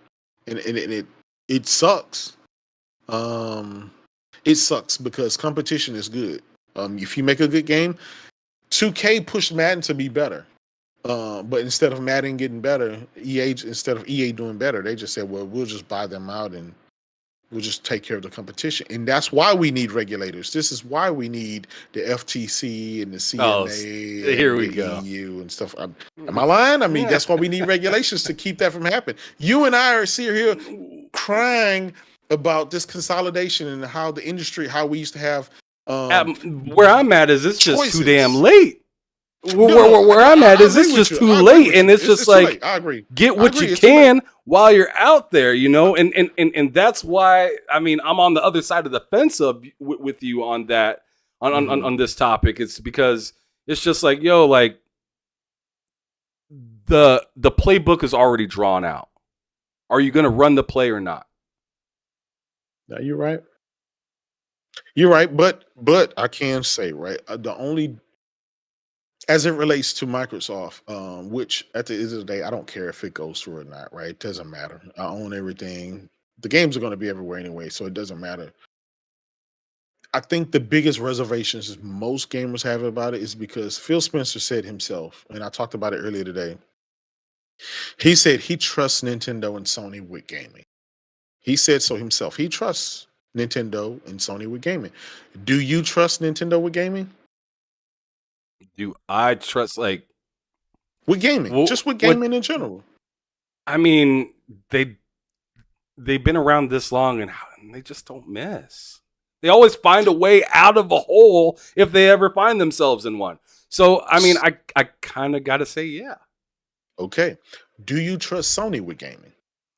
After that last showcase, it had your boy sweating a little bit. But, I mean, but showcase aside, in the long term, I didn't buy this PS5 because I was expecting it to fail. I bought it because I was expecting it to put out good quality things. So, do I expect the PS5 to still give me that feeling that I had when I was young? Absolutely. So, do I trust it? Yeah. Okay. So, you trust Sony when it comes to gaming? Yes. Okay. I trust Sony. I wouldn't have spent the money if I didn't. I agree with you. Now, but then again, I bought a Dreamcast too. So, hey, we win some, we lose some. You know what I'm saying? Hey, it's like a cigarette burn. It hurts. We had our memories. We had our fun memories, right? I mean, every good thing has to come to an end, I guess. But when you ask a lot of gamers, and even just me as a gamer, even how earlier I talked so fondly about the OG Xbox and the 360 and the things that it ushered in, and how it was so great and how it made me feel and how it really exceeded my expectation, even in the industry, it exceeded. Then we get to the Xbox One era. Me still expecting Xbox to do what it did in the 360 era, but do it bigger and better, because now we're not dealing with our PC processors. We're not dealing with 500 and 256 megabyte of RAM. These dudes, man, they got 16 gigs of RAM and they got this and that and all kind of stuff that they kind of tell us, right? And I get it, folks like to harp on the TV stuff and Donnie D and stuff. I still don't think that that's what did Xbox in. That's a cop out in the grand scheme of things. Did that help? No, of course that didn't help. That Donnie D said, we have a console for you if you want to be always online. the Xbox One was ahead of its time as well, right? Oh, Just like Sega matter of fact. Dreamcast was ahead of its time with broadband and stuff. It just wasn't ready. If it would have released the following generation, everything would have been fine. Xbox One got knocked for TV, Connect, I love the always snap on. feature. I don't care what nobody says. Yeah, the always online and stuff like that. Now, move to this generation. Nobody cares because guess what? Everyone's always online. No one's ever without Wi-Fi or hardwire connection. So it's not, nobody cares, right? But then people like to say, but just one generation ago, they got knocked for that. And it's like, you know what? It was just wrong timing. Sometime look at the PS3 era. Yeah, they ushered in Blu-ray and stuff like that, but their online infrastructure wasn't together the way that it needed to be. It took them to the PlayStation 4 era to work that stuff out. They were ahead of their time. They weren't where they needed to be at that time. They focused on other things, and that's why Sony got dinged and knocked over the head and got knocked out during that particular era. Here we are in the Xbox One era and the PS4 era. You have a choice. You spend $500 on something that has a camera that's built in that can't be disconnected, something that's always online, which by this time, yes, everyone still had Wi-Fi and they were always online, but there were still a lot of people who live out in the rural areas. Some people just really didn't have their Wi-Fi up to snuff. So there was a legitimate issue that some people had, not me per se. I'm okay, but some people had it and they made a big deal about it and Microsoft got dinged for it. PS4 kind of launched the titles that it launched with was really light, but the console itself was rock solid. That's undebatable. It received that success because of the games they eventually were able to put. The console didn't really fumble in any kind of major way, whereas Microsoft fumbled, they stumbled, and they just never got back up on the horse, right? The 360 era, and I'm gonna tell you the difference, right, with this management we have now and the management that we had back then. The 360 era, the 360 got a year to 2 year head start on the PS3. They were cheaper, but they stumbled because they had the red ring of death. So they stumbled there, right? That cost them $1 billion to try to get out of that. I think we all had like 3 or 4 systems that need to be replaced. But it was still where it was still the best place to play the games. It's where it was. 360 launched at $500, $600. Didn't have an HDMI cable. You're talking about the one. The one did. No. I'm kind of going back saying where these companies stumbled.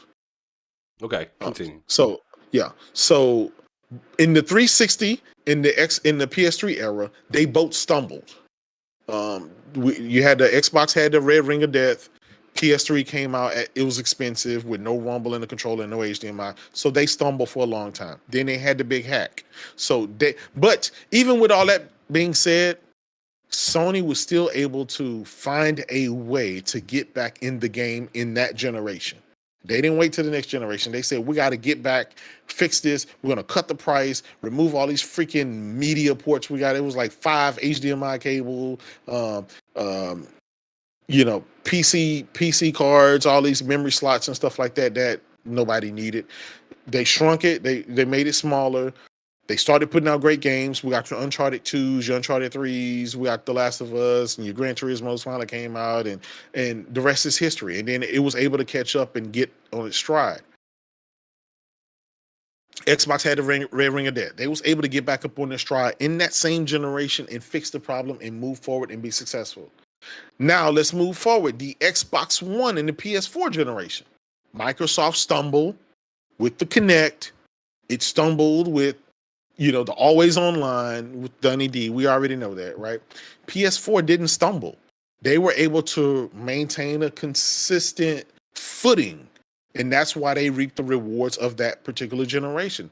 The Xbox One, on the other hand, Microsoft management, they stumble, and instead of getting back up on their horse, they just said, we're just done. We just don't find no value. We don't want to do that. I disagree a little bit with you. That's the story that was told, right? The infamous story about how Phil Spencer saved Xbox by they got rid of Dunny D. He took the Connect out the box, and they eventually invested after 3 years of doing nothing. They finally reinvested in gaming and this and this and that, right? But it was still that generation was still a horrible failure. But Sure. that failure came from them not jumping back up on the horse and trying to fix the problem. They gave up. So they didn't invest in 3 years. It's almost like like the story goes, right? That Satya asked him, why should we continue with Xbox? We don't make any money off of it, right? Well, at least on the hardware side. Why should we continue? And it was Phil Spencer that convinced him to try another avenue in gaming, yada yada yada. And the rest is history. That's the story that was told. Whether that's true, I don't know. But I'm going by the story that was told by majority of the Xbox fanboys and some of the other people. So I'm riding with that. Yeah, I feel you. I'm the firm believer, just like how Steve Ballmer wrote that $1 billion check to fix the Red Ring of Death and get back in the game and get back going. They should have did that last generation, but they didn't. And by the time they tried to, it was that's too what late. I mean is they did try, but it was just too late. It was way 3 too late. years. 3 years they really didn't invest in anything, and it showed because think about it. They stumbled in this generation, reeling from the last generation because you launched 2 next generation consoles with no games. You depended on Halo. Halo got delayed, so you had literally nothing there. There was only the Falconeer and the Medium, like literally for the whole first year, while everybody else was playing Spider-Man and all these other games. So that's what I mean about there's stumbles in each generation. There's like a stumble, but generally people get back up and fix the problem and get back on the horse and still ride it on. Last generation they stumble, and Phil Spencer even said it himself in an interview. He said they messed up the wrong generation because that was the generation the generation of libraries, game libraries, where your content went with you, and then so you were almost kind of locked in, and then so when everybody. It's like, hey, man, I'm not going to leave this to go to that. When I got my library here, I got all my friends here. That's just kind of, it is what it is. And I buy a little of that, but I'll be honest. When I told you earlier about my story, my gaming story, and I told you how I was entrenched with Sega, but then when that PS1, I had to make a hard decision, right? I didn't go that Sega Saturn route. I went that PlayStation route. So, I mean, I don't know if that's just me, but I feel like there's a lot of people like that. If you make a great console, people will switch, or even they don't even have to switch these days. People have enough money, right, where they can buy all the consoles. Matter of fact, I believe most people have all the consoles. Everybody has a Switch, everybody has an Xbox, and everybody has a PlayStation.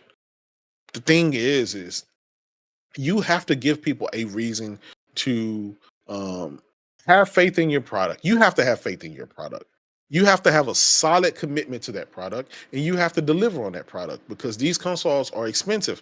Plus, when you're in competition, if this next person console costs $500 or $400, you have to show the competition why you deserve their $500 or $400 instead of the competitions. And until you do that, you're gonna have a problem. And I still don't think that Microsoft has solved that. They're trying, but I just don't think that the services. But see, right there with what you just said, they're trying. Yeah. And that's a lot more than what you just said about the last generation. True. Where you said that they just they just absolutely. They're the waiter, they're holding on these plates and they just let them all go. And everything just crashed on the floor, glasses everywhere. But this generation, slow start. I'll agree. I mean, I didn't expect to wait an extra year for Halo. I didn't expect to, wait. I thought Starfield was coming out last year.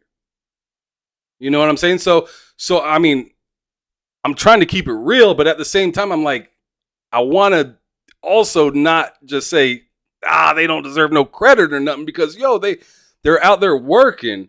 And I mean,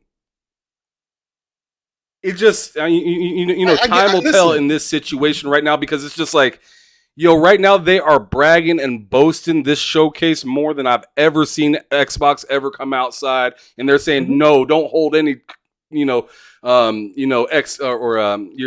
temper any expectations or anything like that. And in gaming, that's exciting when anybody says something like that. So, Yeah. but at the same time, I know Xbox has leaned a little hard on these showcases sometimes to the point where you're just like, Unreal eh, expectation. but at this, but even at the same time with that, I know I'm saying at the same time, whatever. But like he did say within that interview, I know we've been leaning too hard on these damn showcases. And the one thing I took away from that interview that I feel like a lot of people looked over is he said, "We'll just have to let the game say it. Let the game do the talking." And I was like, "Yo, I feel like he's talking from a PlayStation teleprompter right now. What's going on here? Are we Well, finna have a?" Yeah, I go ahead. think I think because he's literally ran out of all the excuses, right? We're at that point where we spent half of last generation waiting. They delivered on the hardware side, right? And I kind of feel like they always deliver on the hardware side. Hardware has kind of almost never been a problem. It's always like software for the last half of last generation. They started off strong. They had their exclusive. They had Rise, Son of Rome, Dead Rising, your Forzas, and a bunch of other games that where Sony didn't have, right? Titanfall, I Yeah, believe. Titanfall, right? They believed in exclusives, right? That's when, hey, exclusives. This gives you a reason to, and then they started changing the messaging once they stopped getting the exclusives, right? Um, and then the whole, well, we're not in it, where exclusives are counter to what we're about, and we just want more people this and that, then the flip-flopping start coming and some of the stuff, and then so I have a shaky relationship with Phil Spencer. I'll be honest, only because as an executive, I'll tell you this: in every corporate, it's just like let's I want to use a sports analogy. Go ahead. When you see a head coach get fired, right? Generally, he gets fired and his team under him gets fired. Then they hire another head coach. Then that head coach goes and chooses his team, right? His offensive coordinator, defensive coordinator, blah blah blah blah blah, up and down, right? He selects his own team. So that way, there's none of the bad habits and none of the bad planning and strategies from the previous guys are left. I know it's going to be unpopular. I know it's unpopular. I know it. And I like the guy. I like Phil Spencer. I think he's a nice guy. I think he's a great guy. I think he has a great position in Microsoft. I just don't think he needs to be that decision maker when it comes to gaming. Only because he's been at the helm since 2014. Donnie D left like after 3 months of the Xbox One, the OG Xbox One era. And so after Donnie D leaves, from 2014 all the way into now, is a resume of, okay, Phil Spencer, you're the coach now. You have to lead this team to victory, to Super Bowls, to the playoffs. He hasn't been able to do that. And so you got rid of the head coach, but you still kept your offensive coordinator, your defensive coordinator, and the people with the same bad habits and the same vision that didn't quite work from the previous administration. So I feel like putting a new person there with a new vision and a new invigoration. Now I get it. Things have changed because Xbox is no longer the Xbox that we know it as, right? That 360 era Xbox, that's dead. That's never no more. They have transitioned, they have moved to where Xbox is not even the console anymore. It's an ecosystem. So your PC is an Xbox. Your tablet is an Xbox. Your mobile phone is an Xbox. Your toaster everything is considered an Xbox. Well, and that's but why isn't gaming doing that in general though? That's not just Xbox. They just got the lead in it. Isn't PlayStation's out here doing some interesting stuff too I don't on the think so. PC? I don't think so, because here's the thing: you can walk and chew. I'm a firm believer you can walk and chew gum at the same time. You don't just have to do one thing and then not do everything else, right? For example, Sony's making movies, right? They're making TV shows. They're making freaking cars. They're making music. They're in the music thing. They're in all of these different other avenues. VR. They're in all this stuff, but they still keep their focus on that PlayStation, on that console. They say, this is our bread and butter. This is where we're going to be. We're going to support this. I didn't think that they were going to bring a handheld. Whether it's successful or not, it doesn't matter, right? It's something for your PlayStation 5. They gave you VR for your PlayStation 5. They're giving you Spider-Man for your PS5. The God of Wars, the Final Fantasy, all that stuff for your PS5. Now, sure, later on down the line, they can, after some time passed, they port games to PC and stuff like that. I have no problem with it. I have no problem with that. They can put some of the stuff in the cloud and PlayStation Plus and stuff like that. I have no problem with that. But their central focus is that console, because they know if that console base goes, so goes everything else. And so I get it. People, Microsoft saying, yeah, kind of, we want to be everywhere. But I feel like they're the masters of none, right? They're in every avenue of everything, but you're the master of none. You haven't mastered the console yet. How about you master the console and then you spread your wings into other areas? But you're the master of none of this stuff. They tried the streaming stuff with Mixer and Beam, right? That didn't work. They tried, all of this other stuff, and now they're trying the services thing, right? Halo's supposed to be in 10 years. Well, Halo got delayed, launched a disaster, everything else. Over time they could probably patch it and fix it over. But I'm gonna be honest. And then here we are again, year after year. They went all 2022. No games. Come this game, they came out. These are the games you're going to play in the next 12 months. Okay. We only got like one of those games, right? Of those games that was supposed to be in the 12 months. Starfield got delayed. Redfall came out. Apparently, the game was supposed to be canceled because it was so bad. And we know the whole debacle about that. We don't have a release date for Forza, which generally is stable in their stuff. So we're still here waiting, right? Every year we wait for E3 for Xbox. The thing about it is Nintendo has proven themselves, so people will give them leeway. People will say, it may not be here now, but we know it's coming because Nintendo has a track record of delivering. Sony, the stuff look a little light, but we give them that grace because they have a track record of delivering, and they always pull it off. They always do. Microsoft is the only one that doesn't really have a track record of delivering like that anymore. And the reason I say it's the management is because back when Peter Moore was running Xbox, we got the Grand Theft Autos that had never been done before in history, came to Xbox. We had exclusives. It was about exclusives. It was about buy our box because our box is the best place to play. Our box is forget the competition. I mean, it was that fight. It was that fight back when Sega was fighting with Nintendo and in PlayStation and all that stuff. I just want to see that competition back. And I feel like, and then that last interview Phil Spencer gave, I mean, oh brother, that was a heartbreak. And I think that was just kind of waving away. Listen, we can't compete with Nintendo and Sony. They're the masters at what they do, and we just can't catch up or whatever. We're gonna find our own avenue, and we're gonna do what we do, something different, and it's gonna be great for everybody. And I respect that. I'm glad because that wasn't blowing smoke up my butt. Right? Like I generally feel like he would always do. I felt like he was just tired of screwing with us, right? Where we get these expectations. Okay, Phil talking tough. He's going to deliver, and then nothing comes. He's going to deliver, and I felt like, honestly, in that interview, he was tired of letting us down, and so he was being very candid and honest. And I respect a guy like that. I respect him for not wasting my time and telling me so I don't have to harp on every word or every interview he does. Hey, Phil has something behind this wall. Maybe that's a new game that we're going to come. As gamers, we shouldn't be like that. We should just know great games are coming and we have release dates for them and we know when to expect and we know that quality is coming, especially after we then shelled out $500 for a next generation console. So I get it that Game Pass is great. It's a great value. It's a great service. I'm not taking anything from it.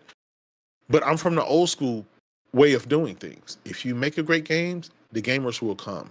A service is not going to bring me in, right? Or a service is not going to keep me either. You have to show me the glitz and the glamour. You have to show me the reason I bought that Xbox 360 was because Gears of War, was because the next Halo, was because the other stuff that you have and all the features and functionalities that was to come. Xbox One, that didn't fulfill it. Xbox Series X and S that I own hasn't been fulfilled yet. And we're 3 years into the generation cycle, and we've yet to get a next generation game for Xbox. The first one Just so happened to be their first $70 title, which was Redfall.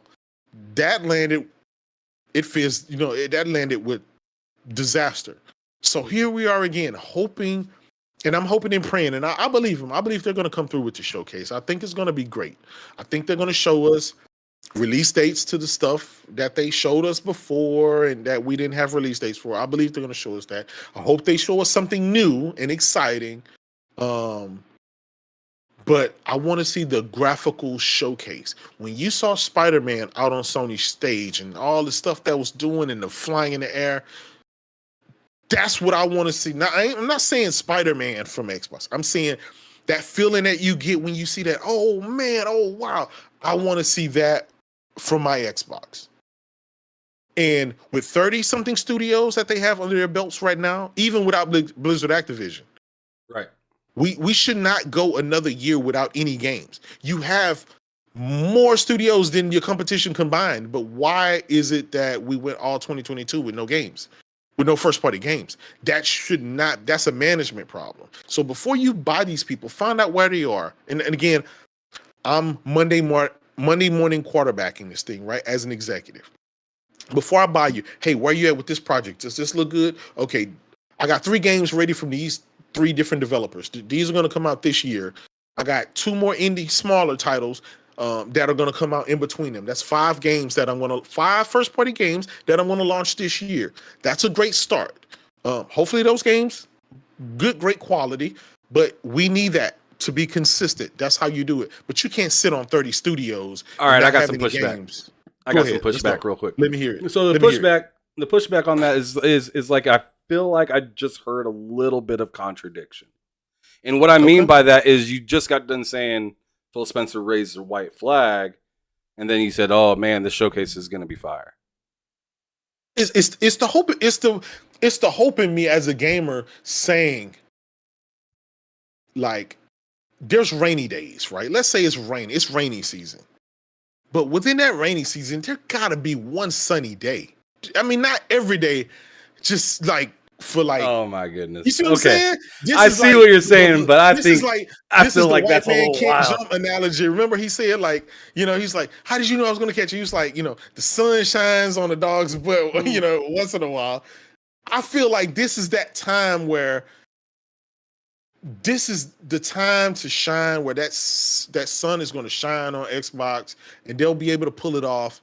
And finally, we can kind of wipe the sweat off our foreheads and say, okay, it's not all bad. We can salvage this. We can kind of push forward. And keep but what going. I'm saying is with that statement right there, it feels like you just got done saying, oh, okay, I can see some sun. I can feel the weather's feeling better than it was, just the other day. Wouldn't you say that would be the leader pushing in the correct direction and to axe that leader, or to say, yo, this leader isn't, well, because would be like maybe because no, hold up a second. Go ahead. So remember, because at the very beginning, you were talking about, he got Xbox in 2014. They were fumbling. They didn't do a whole lot. I remember in the interview that I had with Seamus Blackley, he told me convincing the executives at Microsoft to invest in games was like pulling teeth. So I'm imagining, Phil Spencer taking the helm after Don Matrick messing up. You just said he had the same team for the longest time. He's just getting them funneled around. He got a bunch of studios, put a new Game Pass thing up, which love it or hate it, whatever. It's there, it's available, and I mean, I think it's a pretty dang good service now, especially compared to back then, where it was just kind of like Sea of Thieves and nothing. But continuing on, after acquiring some of these studios, we all know it takes anywhere between 4, 5, sometimes 6 or 7 years for a quality AAA game to come out that's a new IP. Now, I see you making that sour face right there, but I want you to tell me a brand new IP that came from PlayStation right now that they didn't acquire and get, that they just flat out had that wasn't a part 2 or something like that? What's a game that this generation that PlayStation has made from the ground up that wasn't a sequel? Returnal. Go back. They acquired that, right? Returnal. They acquired Housemarque while that game was being made, correct? I don't know, but I mean, I guess I'm not looking at it in that fashion. It's more so, right? Like, for example, I give Microsoft credit again. The reason that they got dinged for Redfall was because they bought the company and they made a decision to release that game. Right, So, and that was but a bad decision. I can 100% listen, agree on Hi-Fi that. Rush, That's right? bad. They bought that company and they got credit for Hi-Fi Rush. So I guess at the end of the day, right? When I meant about Phil Spencer is not that guy, I'm gonna be honest, it's too late for them to change course. They've already steered the ship towards where they're gonna go, which is this Game Pass and cloud thing. That's just where it's going to go. Whether you and I like it or not, the console is almost an afterthought at this point. It's about the ecosystem. Yes, way you I'm can looking, play on your Xbox. Yes, you can play everywhere else. But for us to say that our Xbox is going to always be number uno, we can't say that. This is just the way it I is kind what of it look is. at it, bruh, is a lot of people said the same thing about Paul Pierce when he played at the Celtics. Mhm. He's not that guy Yeah, until you got the team around him. I mean, if we're yeah, using sports analogies, let's use that one. yeah, He yeah. was looked at as a good player on a pretty mid-ass team. Team, absolutely.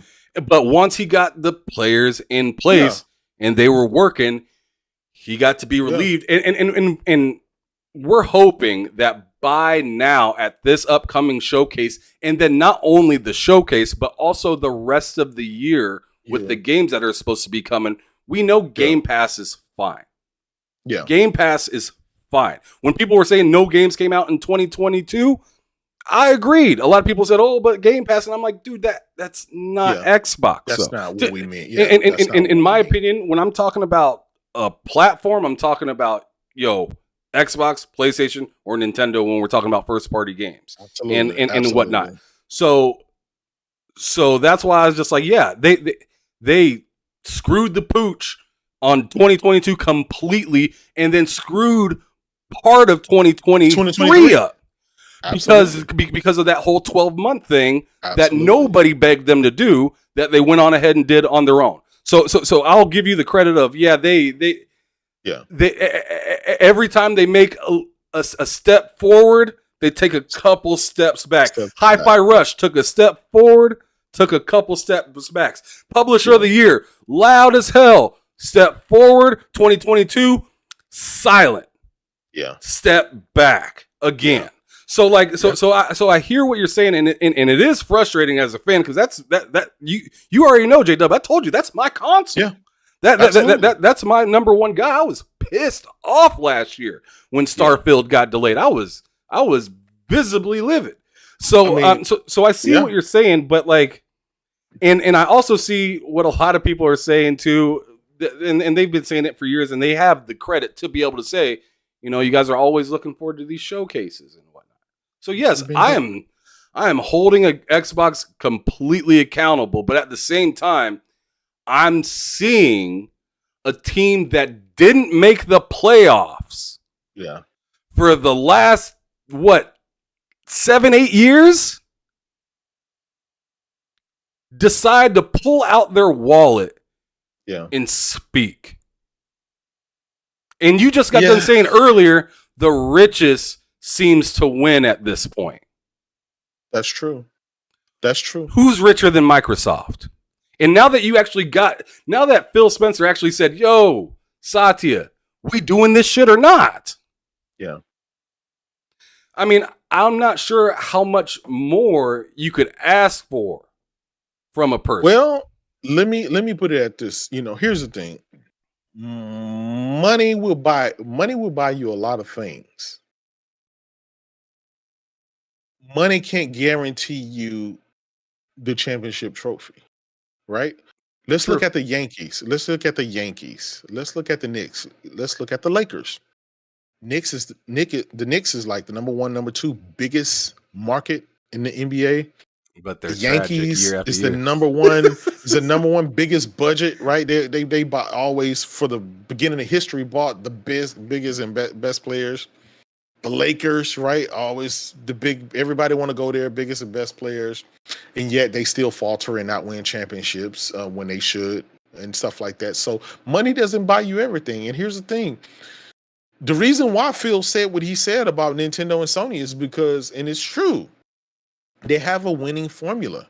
They have nurtured that formula. Yes, we can go back and say, well, they hadn't always owned Naughty Dog. They hadn't always owned Guerrilla Games. They hadn't always owned that. They got to start somewhere. The problem is Microsoft has been in this industry, in Xbox, right? They've been in gaming for over 23 years, going on 24 years, right? It's not like Sony had a 50-year head gap for them. Sony was only in the market 3 extra years more than Xbox. So just one generation more, right? So let's not act like and let's not act like Microsoft don't know how to do right. They've done right in the past. They did right with the Xbox One generation under different management. They did extraordinarily good. They kicked Sony's ass in that generation with the Xbox 360 and the PS3. Even though Sony came back, was able to win overall worldwide sales, they still gave them a run for their money and kicked their ass. I give them the W on that. Personally, I give them the W for that, for being a new person in this space. And then your sophomore console, you come out and you kick ass and you take names and you just knock it out the park. You had your games, you had your management team under wraps. And then for you to go to that, to promising every Ham, we've been doing this wait to E3 routine, brother, For too long. for almost, I feel like, over a decade. And eventually, just like the saying go, you either crap or you get off the pot. And then I think the gamer in me that is so frustrated is because I want, with the amount of money that Microsoft have, they should have been able to put the right team together to be able to fight for that championship trophy and not just be relegated to, you know what, we'll never win that championship trophy, so let's move over here and do this and do that. It's like, that's not what I want to hear. That's not what I want them to do. I want them to kick Sony's ass. I want them to fight. We got Spider-Man. We got X-Men. We got whatever, Superman, right? I want them to fight tooth for tooth. I want them to fight for the best platform where we spend our dollars and our best services and best everything else. I don't want them to run to the other route and focus on mobile and cloud and stuff that's not even here yet, or stuff that, I'm gonna be honest, I don't know about you, but I enjoy my console gaming, right? I have PC, I have everything else. Same. But I like sitting on my couch playing my console because that's where I started. That's where I feel the most comfortable. That's just where it is, right? I don't have to worry about updating drivers. I don't have to worry about all this other shenanigan and stuff that goes on, right? I turn my PS5 on my Xbox on and I'm gaming. There's really no issues that ever happens with console gaming. It's a nice entry, cheap way of having the best overall graphics, the best quality for the $299, $399, $499 that you're going to spend, right? Without spending thousands and thousands of dollars for a PC. And the stuff may work. You may get a bad port. You may not. Headache.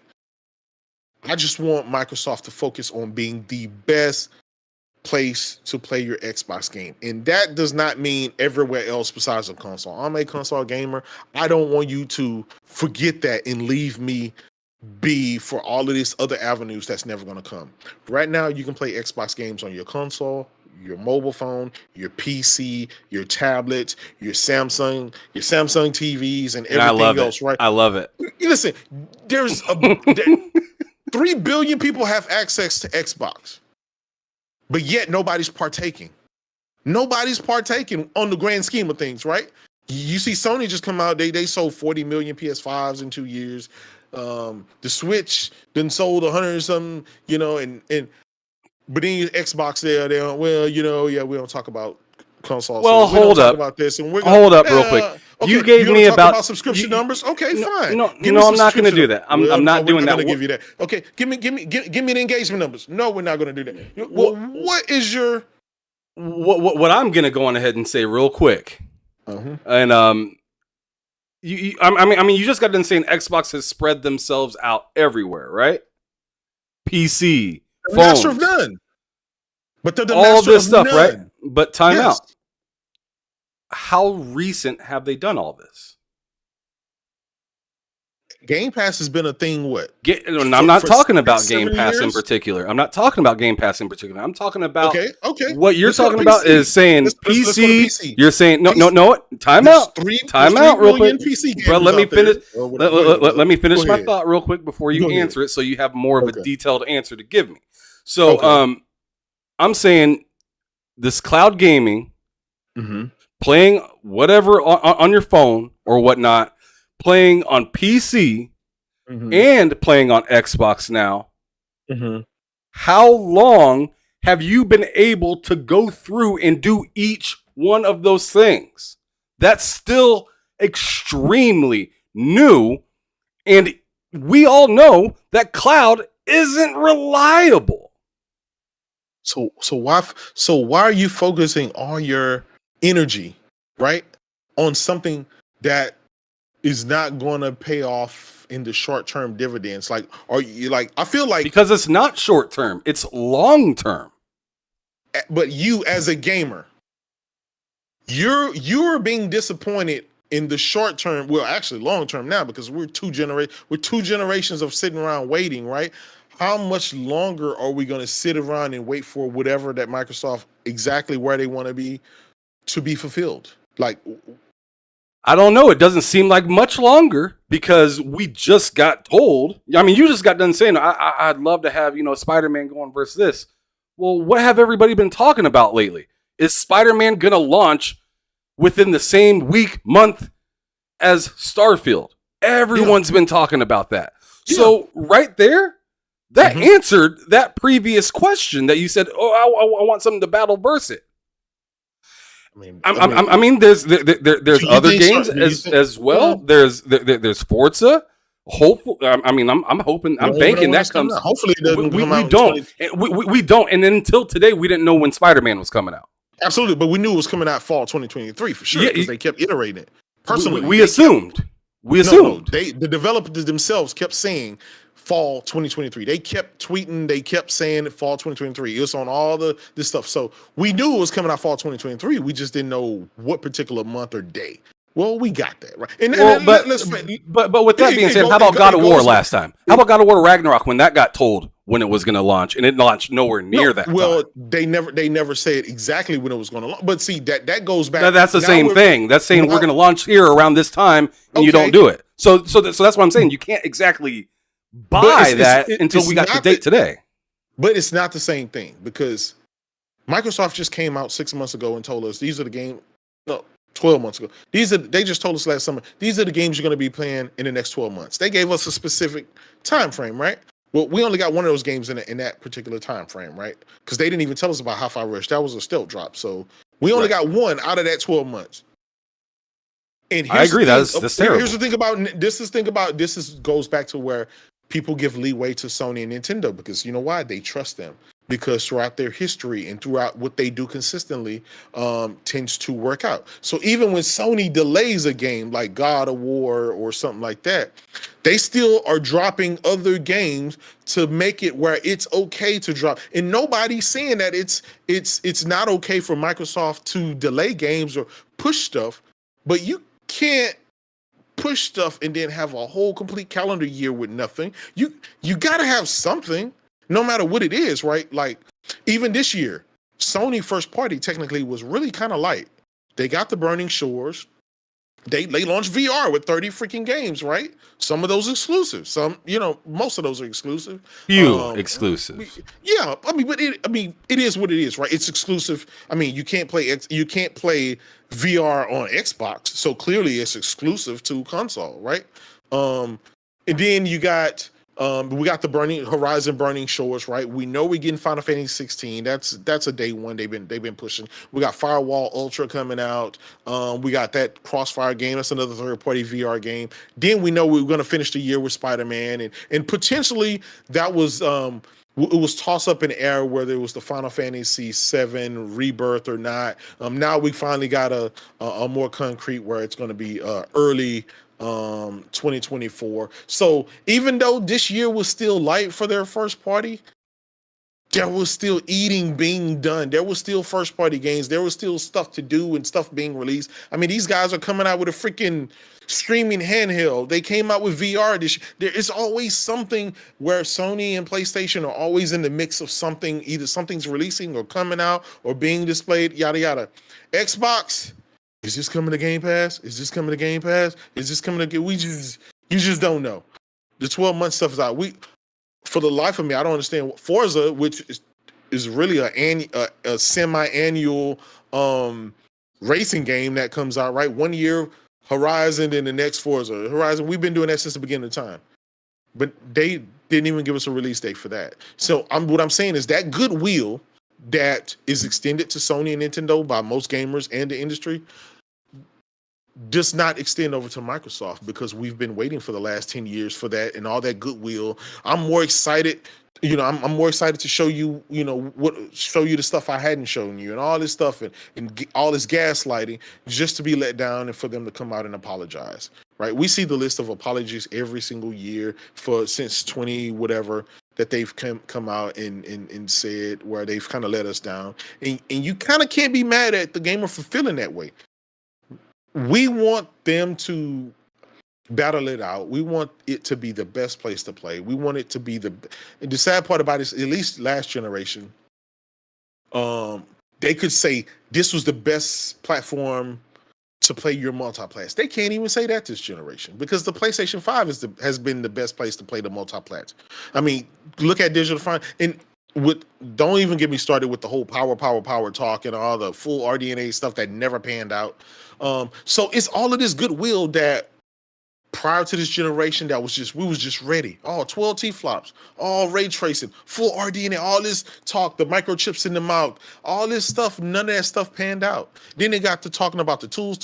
Well, we gotta wait for the tools. The tools come and then they're still losing. So it's like, bruh, like I'm exhausted when it comes to Xbox. And I'm that guy that, again, it's my fault, because I still look at them as being the company to give me the Xbox, the OG Xbox, the Xbox 360, and to rally the troops and make me, that was my place to play in those generations. They fumbled with the Xbox One generation. And again, I'll write that off. This is a new generation. They started off this generation with no games. So you end the last generation on a bad note. You start this generation on a note. You delay Fable, supposed to be the biggest IP ever. And then it launched to the chaos that launched with it. And then the very next year, you release no games. And now here in 2023, we're still with the question mark. And then so I'm sitting here, even in the back of my head, I'm pulling for them. I want them to pull it off. But even then, I'm still frustrated because I shouldn't even be in this position from the world's richest company. Why are we even in this position? Sure, but I'm still waiting for that new IP from Sony that you still haven't given me. Because Housemark, now that I got a little bit of things figured out, that Returnal came out before they were even acquired. Wait, what are you talking? Yeah, it's a Sony. It was a Sony exclusive, yeah, but so is Forspoken. So is Forspoken, and if Square Enix got bought today, yeah, we wouldn't. I mean, I see what you're saying. Okay. Let's say those games, right? Let's take those games. Let's take Returnal. Let's take all that stuff away from Sony. Let's take it all away. Cool. Now let's do the same thing with Microsoft. Let's take out the Psychonauts. Let's take out the Hi-Fi Rush. Let's take all that stuff out. Now where does that leave Xbox? Even in the worst position, right? So where does that leave Sony? Want to do that? Without that leaves Sony still with its GOTY nominated games that every single year they have plenty of without games a that sequel. are GOTY nominated. I'm saying without a sequel. Where does it leave Sony without a sequel? Without a sequel? Without a sequel, with a new IP. Because what we're hearing from Xbox is that they got a list of things that are going to be new. Starfield's brand new. But you got to think about it, right? And let's say I give you that, right? Even though that game was already being made. That game was already in the all those games that Bethesda had was already being made before Microsoft, right? So I'm just going to use their same logic. Well, Returnal people was already making that game. Okay, fine. But if I use that same logic with Microsoft, they're in much different boat. It's because I think like you forgetting that Microsoft has only really ever had for the last generation the Halo, Gears, and Forza. Don't you remember? I'm assuming you were on that same train like the rest of us. We're tired of seeing Halo, Gears, and Forza. Give us something new. Halo, Gears, and Forza every single year. Give us something new, right? What do we have this generation at launch? Halo, Forza, and guess what? They'll probably show Gears at the show. So, again, if you take away, like you said, if you take away the people that were already making games prior to being, acquired, that leaves Microsoft still back to the Xbox One era and still leaves Sony back to the PS4 era, which PS4 was still up here and Xbox is still down here, right? Now, but my whole point, though, to all of that being said was, they mostly acquired a lot of these studios where it would make sense for their new IPs to start rolling out maybe last year to this year. Mm-hmm. It didn't happen last year. Okay. So we're hoping this year. Just like God of War was supposed to come out 2021. It got pushed a whole extra year. Got pushed to the end of 2022. Absolutely. So I'm just also using your same logic and saying, yo, like I understand, like, yo, we got all these studios now. We have almost 30 studios now for Xbox. Mm-hmm. They should have games. I don't disagree that, yo, there should be something being done. When did they buy Bethesda? 2018, right? No. When did they buy? I mean, they bought Bethesda. I'm asking. They bought Bethesda. They bought Bethesda, and they finalized the purchase in 2021. Okay, 2021. What were they doing prior to 2021? Bethesda? No. What was Xbox doing prior to 2021? Prior to Bethesda's acquisition, what was Xbox doing? What was the game plan in gaming for them? From what the interview said, not a whole lot. And then on top of that, like right after the whole, not a whole lot thing, when they actually decided to start putting stuff in, that wasn't until like 2017, almost 2018. So that's already at the end of the console generation. You got to remember, the One X came out in 2017. That was Phil Spencer's like baby box that he was like, this is the best I can do with this console because we already fucked up. This is the best I can do with this shit. Yeah, that was another world's most powerful console. And then rolled over into this generation. I'm just saying, bro. As long as you know, his tenure started in 2014, not 2017, not when the Xbox One came out. Not when the Xbox One X came out. As long as you know that. Because a lot of people tend to give him that grace period and just say start at the Xbox One X generation and then say, okay, from there is forward. But really, what did he do from the Xbox One X generation all the way up until now? What was done under his tenure? I don't know, to be quite honest. I mean, and I give him a lot. Listen, brother, I give him a lot of leeway, right? I give him a lot of leeway, and I try my damnedest to try to give them the it was 2020. Doubt, but it is super hard to give the world's richest company, one of the world's richest company, the benefit of doubt when two companies that's $100 billion and the other one is maybe 70, maybe 50. I don't know how much Nintendo's worth, but their pockets are so much smaller. But god damn, they have such a great management team and they know what gamers like and they are tapped in and they are focused on their specific platforms to where all that money Phil Spencer has from that corporation is not like, it almost seems like he says he can't do anything with it. Like, yeah, we got all this money, but these dudes are already like full steam ahead. Like, and unless they just stop making games, we won't be able to catch up to those guys. And I get it. Let's say they buy Blizzard Activision. They already bought Bethesda or ZeniMax, right? They already bought all these people. They buy Blizzard Activision.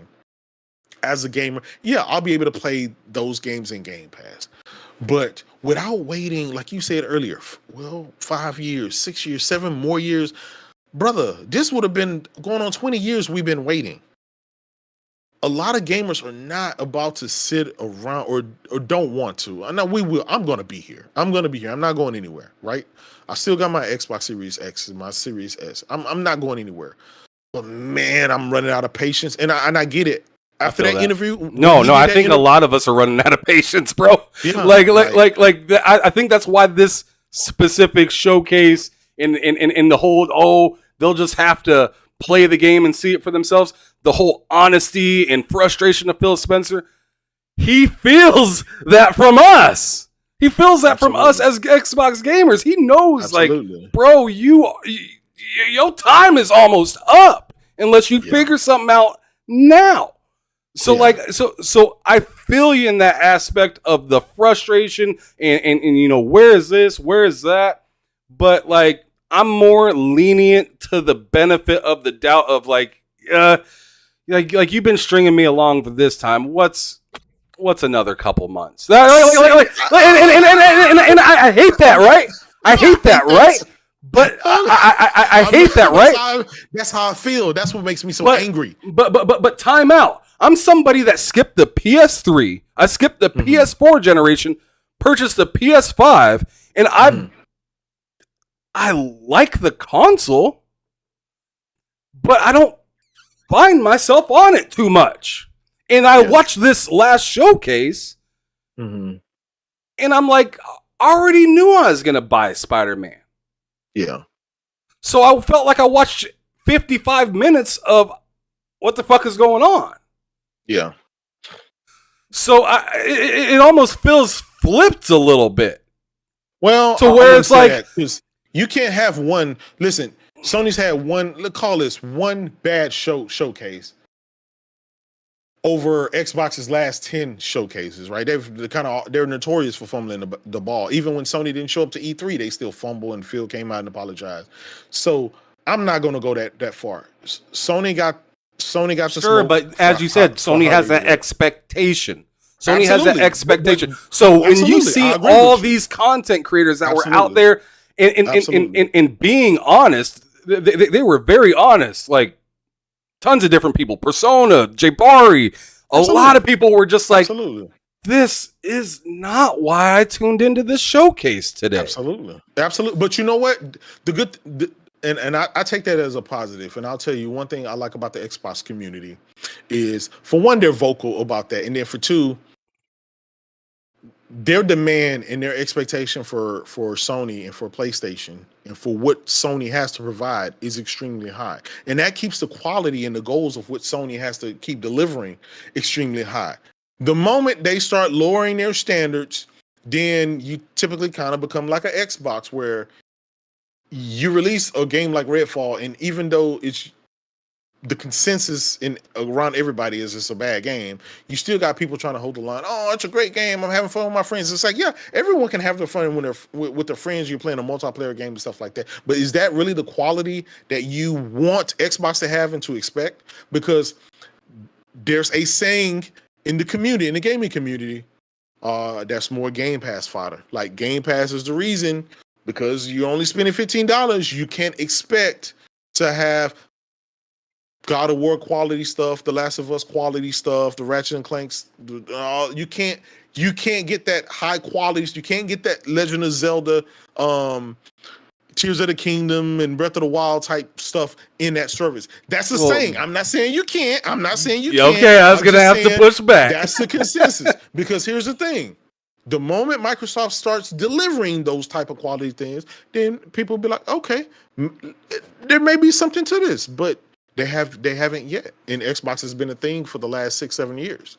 So will they get there? They probably will. I hope they do it. I hope this year is the year that they do it. But again, I'm gonna take, just like me, are sitting here saying that we don't want to be that way. We don't want to have to sit here and say, well, I mean, we've been waiting this long. What's one more year? What's one more show? We don't want to be that, because we were like that.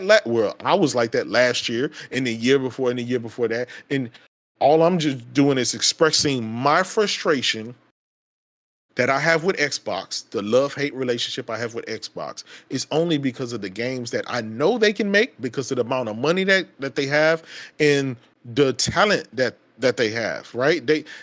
They knock Forza out the park every time, right? They knock Gears pretty much out the park every time. Why are those really? I'm not even gonna give it to Halo, but let's just say Halo, right? You got 3 titles that Well, you it can came out typically give nice. It us. came out nice, but it just faded. It's going. It's a services game. They was focusing on the whole 10-year thing. I don't know, man. That's a whole nother story. But I don't know. Because it got You a know great what? score. It just I'm gonna blame me, right? I'm gonna blame me. Is it me? Maybe I'm just outdated. Maybe I'm just that guy that has this vision of the Sega Dreamcast and the OG Xbox One, and I'm living in I don't the think there's anything ashes wrong of with, history. bro. I don't think there's. I mean, I know there's some folks in the chat that are like, "Oh man, why we gotta do this fanboy stuff and all that, yada yada yada." I But love is the it? Is no, it? no, no, But no, no, is no, it no, no. But fanboy time stuff? time out. What I'm trying to say is, I love these conversations. Yeah. They make you realize shit that you didn't even think about, or shit that you were that you put on the sideline. Yeah. You know, Yeah. so like having a conversation like this is very welcome when it comes to me and my channel. I'm happy with it. But one thing I wanted to point out is you did say, yo, PS3 had a slow start, but they figured it out. PS4, Yes. the games, slow, but they figured it out. I'm wondering if this is Xbox's turn to be slow the first couple years, but let's figure it out. This is So. that It's year. possible. This is agree with me or disagree. Just let me know. Mhm. This is that year that they need to figure it out, or kind of completely figure out a different route. I'm going I to think answer they that. got it figured out, I'm in my opinion. I'm going to answer that, but before I answer that, I remember having the same conversation last year, saying that, hey, you didn't release any games this year. This year has to be the year. 2021, when Halo came out, and it all the stuff that was going on, right? The lack of content and all that stuff that was going on with it, the no co-op, the no forge, and all that stuff was going on with it. Everyone said, you know what? Next year is that year, because we got all these studios and they're cranking out. We're going to get Hellblade 2 and stuff like that. So the optimist in me, in the back of my head, right, is like, yes, that's why I told you earlier. I think they have a chance with this show. But the pessimist in me says, but I said the same That shit reptilian, last year, right? that reptilian is like, hey, remember? It's the same thing, right? We I get feel that. disappointed, and then we kick the can down the road. Well, we'll wait to this, right? And then this didn't go, then we'll wait to that. And it's a meme, and it's a proper meme. And you can attest to this, and I can attest to this, because we've told ourselves, well, let's just wait to E3. We've said that for so many years now, and here we are again. Let's wait to this E3, right? Let's wait to this showcase. Again, Sunday is only a couple of days away. We'll see. Mm-hmm. Hopefully they knock it out the park. Hopefully they bust Sony in the back of the head with a bottle and force them to do better, right? And force them to do another showcase and show their hands and stuff like that. We know they're working on a lot of stuff that they're just, whatever reason, not showing. But when you don't have competition, then people get lackadaisical and they start feeling like they don't have to do anything. This is why you need to have competition. Now, with that being said, we know competition is good. Competition keeps the best generations of our lives. You and I, the best generation of our lives was when we had Sega and Nintendo and Sony fighting and battling, and even in the 3DO days and the 32X days and Nintendo and all that, everybody's fighting West for days, our dollars. It was a Wild Wild West. Whoever made the best, that's who got our dollars. We want that. The problem is Microsoft hasn't been competition in so long since its 360 days, technically, right? It really hadn't. If you look at the numbers, and I mean, Phil Spencer said they got sold 8-1 last generation. So do we really want to call that competition? No. But in the 360 era, Microsoft came out, punched Sony in the jaw, they stumbled, and they had to get back in the ring and tussle a little bit into the end of the generation. And then we thought it was going to get pushed into the Xbox One generation. Sony kind of stumbled. They didn't have really no games up front, but they finished in the mid and strong. They knocked Bloodborne, which was like one of the highest rated games, and then they kept going with Uncharted and Last of Us and Gran Turismo and all that stuff. And then Microsoft, they started strong. I mean, of course they fumbled, but with the games, right? With the games, they had the games. Under Dunny D, they had the exclusives. They had the games. They had the Titanfalls. They had the this and that. They had the Madden deal, right? Which I think they still do. So, so they had that, and it was good. Last gen wasn't all bad. It was a lot of it was good, especially with the Xbox One X. It helped, but this generation, can you say you expected it to start off this way?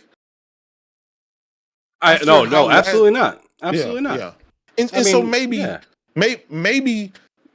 again, people can call me fanboying right now, but you can see, like, I'm passionate about this because I actively, regardless of what I say on Twitter, right? That's for the laughs and the clicks and stuff like that and the back and forth that I get. But I'm a diehard gamer and I've been gaming for a long time, right? And is it bad for me to not have to just want to sit back here and just say everything is going great with Xbox and it's all positive and just surround myself with a bunch of yes men? No, I want to come up here like I'm doing now and telling you what my frustrations are, what I want to see, and what I feel about it. You're giving me your opinion and how you feel about it, and that's what great dialogue is. That doesn't mean you're a fanboy because you have one opinion. You make me see something that I didn't think about. If you agreed with me this whole time, this show would have been over an hour ago. This show would have been over, right? I'm sorry, I can't sit in a spin cycle of yes because it's boring. Someone has to have a want that's different, right? I got a ton of guys that love Final Fantasy series, right? I like Final Fantasy series. I pre-ordered Final Fantasy 16. Can't wait. It's only another 2 weeks. I know hundreds of guys that's going to buy that. It's going to sell out. It's going to do great. But if we just sit in a Final Fantasy only forum and just talk on a podcast about Final Fantasy all day, it would be boring. Bring something else in there. Bring this in. Nintendo got a GOTY, right? We believe Spider-Man is going to be a GOTY contender. We believe Final Fantasy 16 is going to be a GOTY contender. We believe, well, at least I believe, Hogwarts Legacy is going to be there. Yeah. Several other games will be there. Jedi Survivor wasn't so technically effed up. It might be there. Listen, this is coming from Jaydub, from Kratos. I would love for Starfield to be there, right? I would love for Starfield to be there. I would love for Starfield to be there. We got to wait for it to come out to see, but that could be a big momentum boost for it's not going to be the win all be all because even Phil said it can be 11 out of 10. It's going to help, but it's not going to change the tide of things. But you only need one. You only need one starter, right? You only need one person to get off the block to get. You get LeBron James out there, it makes everybody nervous. Exactly. So now it's like, okay, we thought with Hi-Fi Rush, we thought that was the start off the blocks. We thought that was it, right?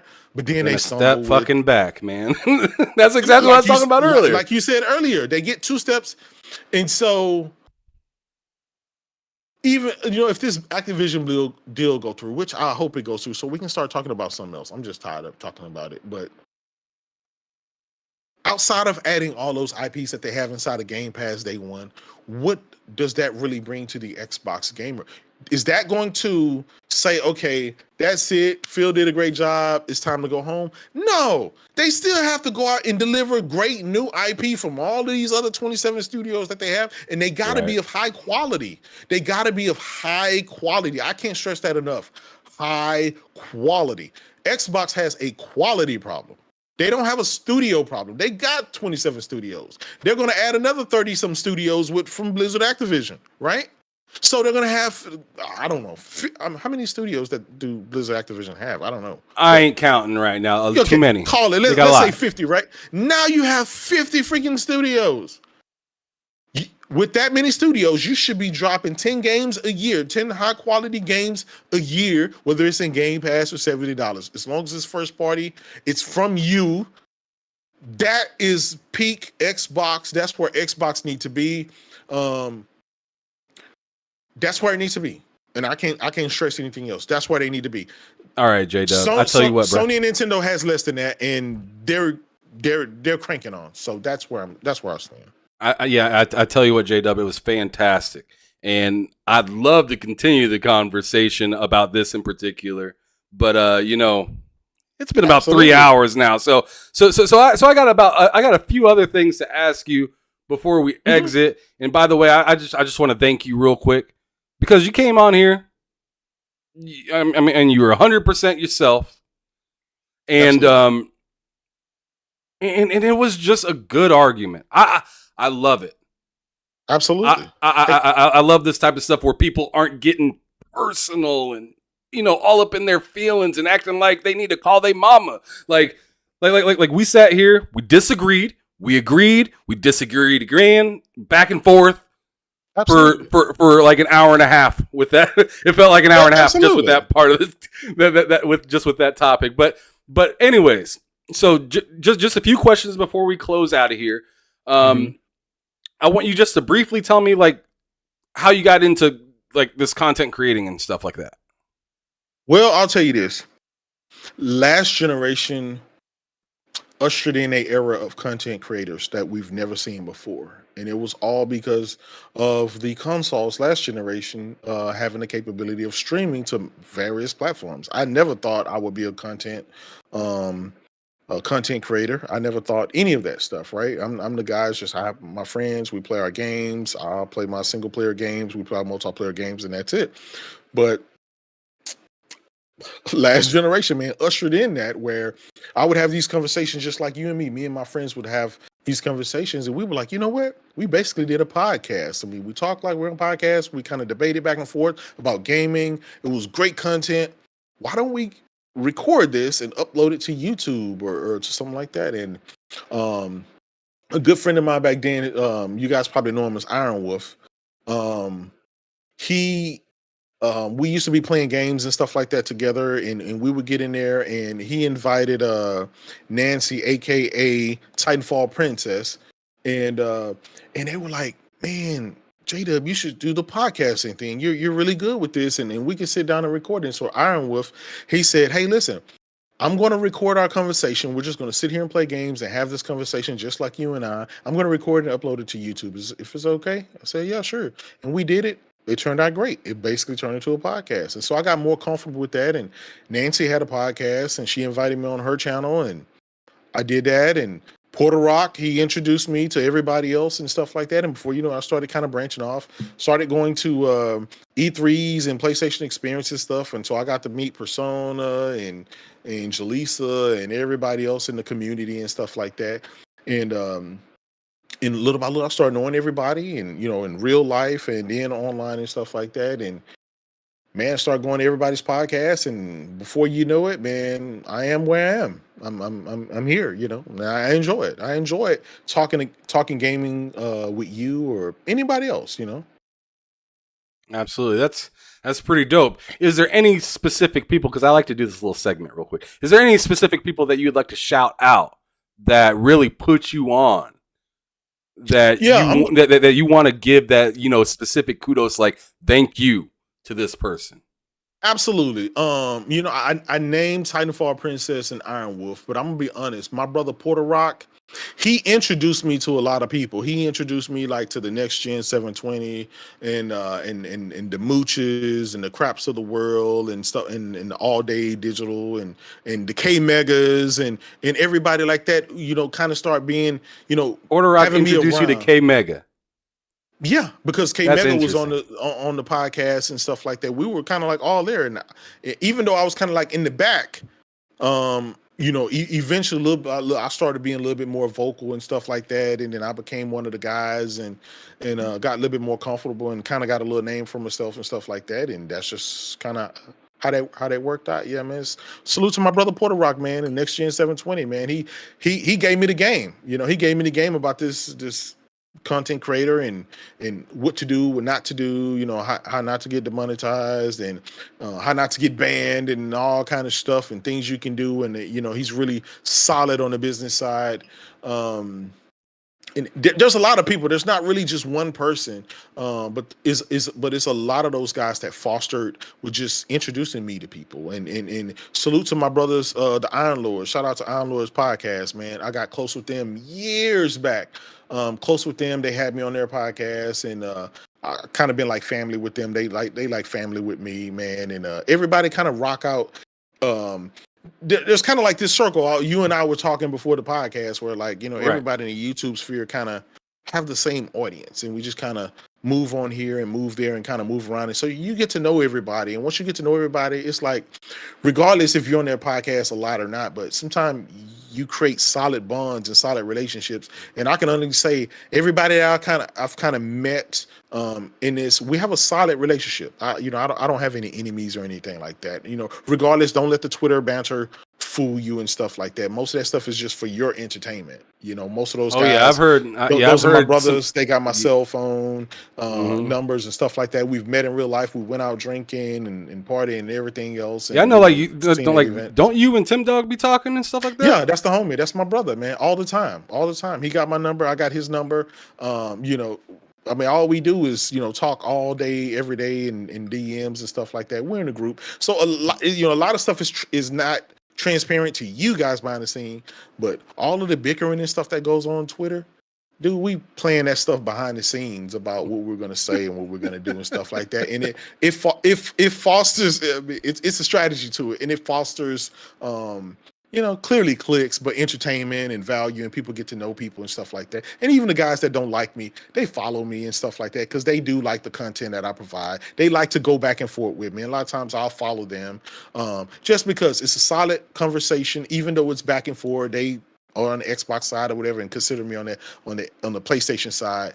It's all love. It's all love. It's all gaming at the end of the day. And I do what I do on Twitter, and again, it's for the laughter. It's for this stuff, and I found a lot of it's funny. It's supposed to be funny. It's not supposed to be serious. But I do know there's a lot of people that take it serious, and you know, I'm not going to stop doing what I do because they take it serious. Yeah, I feel that you're going to do what you want to do. Was there a point when you're like, "Yo, I'm going this route.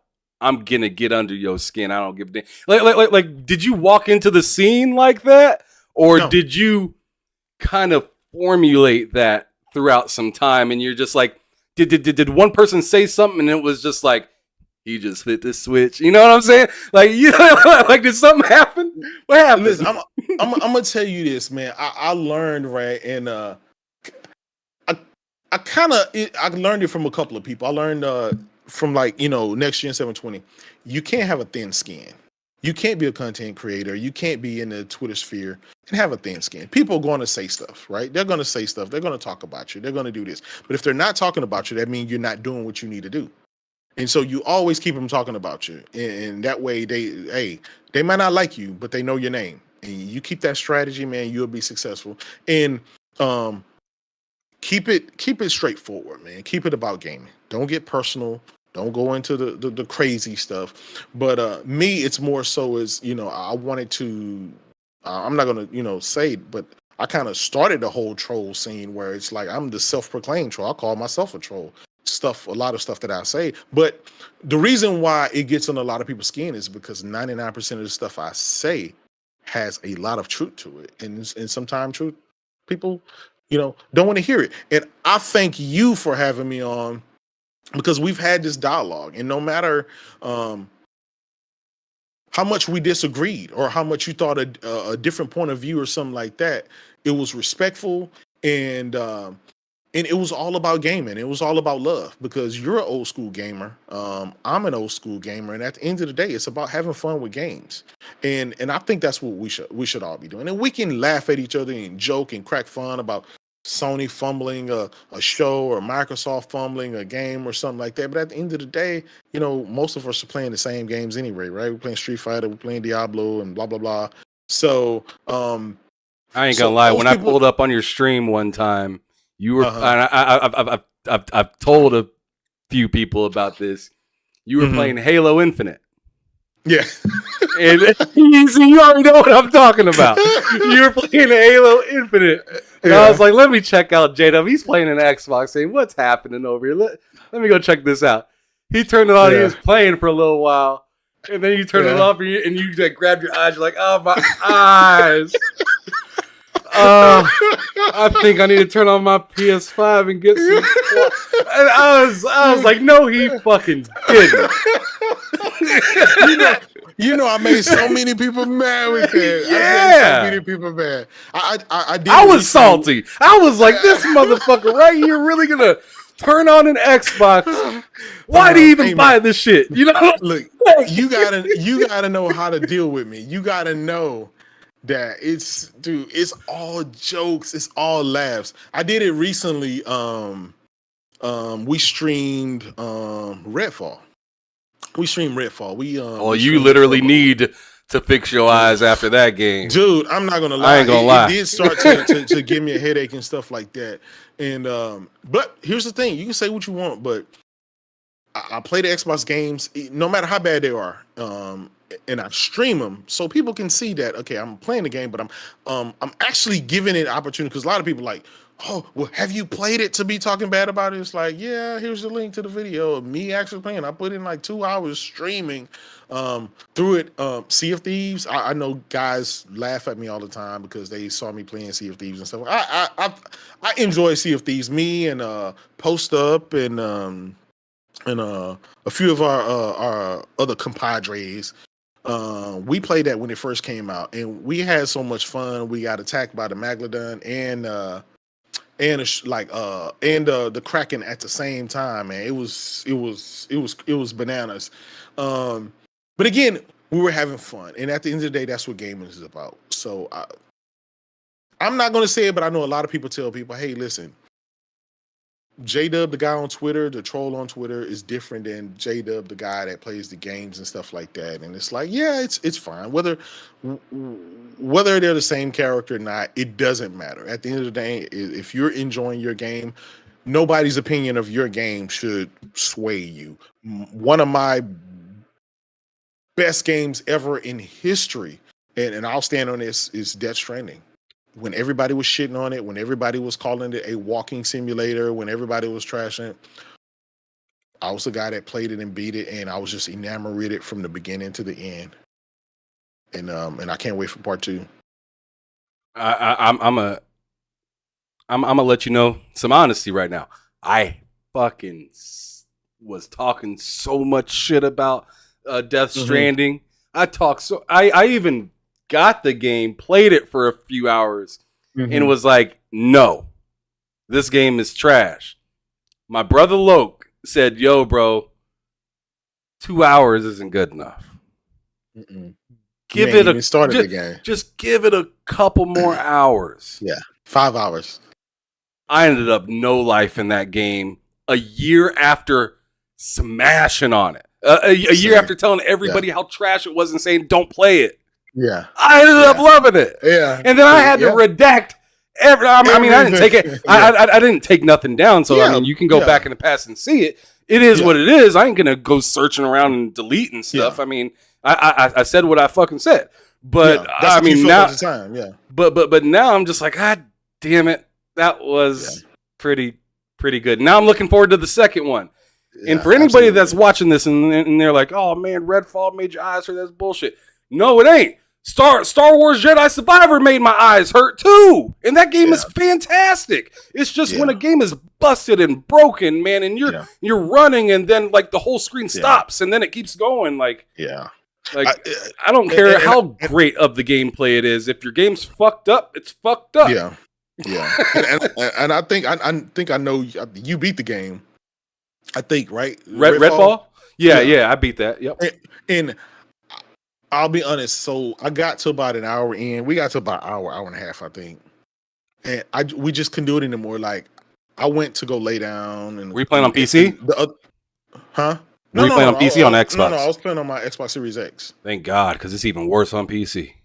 Oh man, that's bro. I was going from like 80 FPS and it shoot down to like 20, and then 18, and then 17, and then back up to like 60, and like it was rough on PC.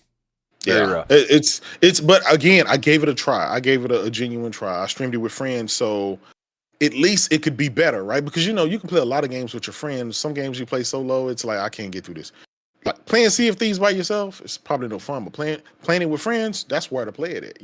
And so going into that, it's like, hey guys, brand new game, Redfall, let's stream it. Okay, cool. We all streamed it, and we're just trying, man. And it just wasn't there, man. And I'm gonna lie, it's just not there. And it's some games you can push through. Right, you can push through some games, and it's not worth my time, especially when there's other games that come out around the same time that's better. Like, would you rather play, Star Wars? I mean, Jedi, or would you rather play Redfall? No, of course. I mean, that goes without saying. That's that it's going to be Jedi Survivor that I'd rather play, sure, but it's just like, but I mean, like I just said, if it's fucked up, it's fucked up. Yeah. But as you were just saying, the high expectations you would have for a first party, you're just like, God damn it. Yeah. God damn it. Right after, we were so excited after Hi-Fi Rush. And then and this was the first next generation only game. First party game. So the expectation was, well, all the cross-gen games, we're going to give those a pass. But once next gen gets here, we're going to be good. And your first next gen game, bomb, that let a lot of air out the ball. And so hopefully Starfield is that game. I went back yesterday and today, and I've been watching re-watching footage from Starfield, and I'm hoping, man, I really want that game to be great. I want to get that controller. I know you saw that controller, right? The Starfield controller. Yeah, I really want that game to rate high and be a really good game. I think it will be. But if it don't, then where does that leave us? And I think that's the scary part. Because we can't sit around and say, well, at least Forza is going to be good at the end of the year. No, we can't do that, man. We can't do that. We just spent the whole game has had too much. Halo Gears and Forza. Yeah, the game has had too much clout for that. It is, and you have to kind of agree with me. And it is unfair, right? Todd Howard and them never thought that they were going to be the face of Xbox. They didn't think that they were going to be in that position where the whole not that it does, but technically it does. The whole freaking Xbox is riding on this one game. It's unfair, but these are the cards that you were dealt because the company, had some misdeeds. Kind of like Halo. It's kind of like Halo. Bungie was Halo, not. Right? Bungie was, they thought they were going on Apple. Yep. And then they ended up on Xbox. They're like, what the hell is going on here? Yeah. And now they're the face of Xbox. Yep. So it's interesting how some things pan out. It is. Yeah. So I just got a quick question for you. What's up? I know I'm gonna put it on record. I know Starfield is gonna get a minimum of 80 Metacritic. I know that. But what would you say, or what is next for Xbox if it doesn't? What if it bombs? What if it does what Redfall do? I'm just going way left just to see what the reaction is going to be if it is. What's next? Where do we go from there? If Redfall bombs, which I just highly doubt that, but we highly doubt it. But if they did that, if Redfall bombed and Starfield bombed in the same year, and those were the two games that we're supposed to be looking forward to for 2022, and then it ended up being pushed back to 2023, and then because keep in mind, Phil Spencer said all the ducks that we had were on Starfield, not on Redfall. Yeah. If Starfield came out, like, not with a few bugs, because I understand Bethesda has some bugs in their games. But, like, I'm saying, if this is game-breaking or, like, looking like Redfall when it comes out, where it's like, dude, this is hurting to play. Or let's say it's mid. Let's give it a better score. Let's say it's mid. Let's say it's, it's serviceable. So, like a 75. Or no, not even a 75. 75 still isn't that bad. 72, 70. Because I'm be honest, some of my Days Gone, one of my favorite games, right? It was like a 68, wasn't it? I think it was it was a low 70. I think it was low 70. The reason it got a low 70 is because they released the review copy without the day one patch, and it was buggy as shit. Their fault.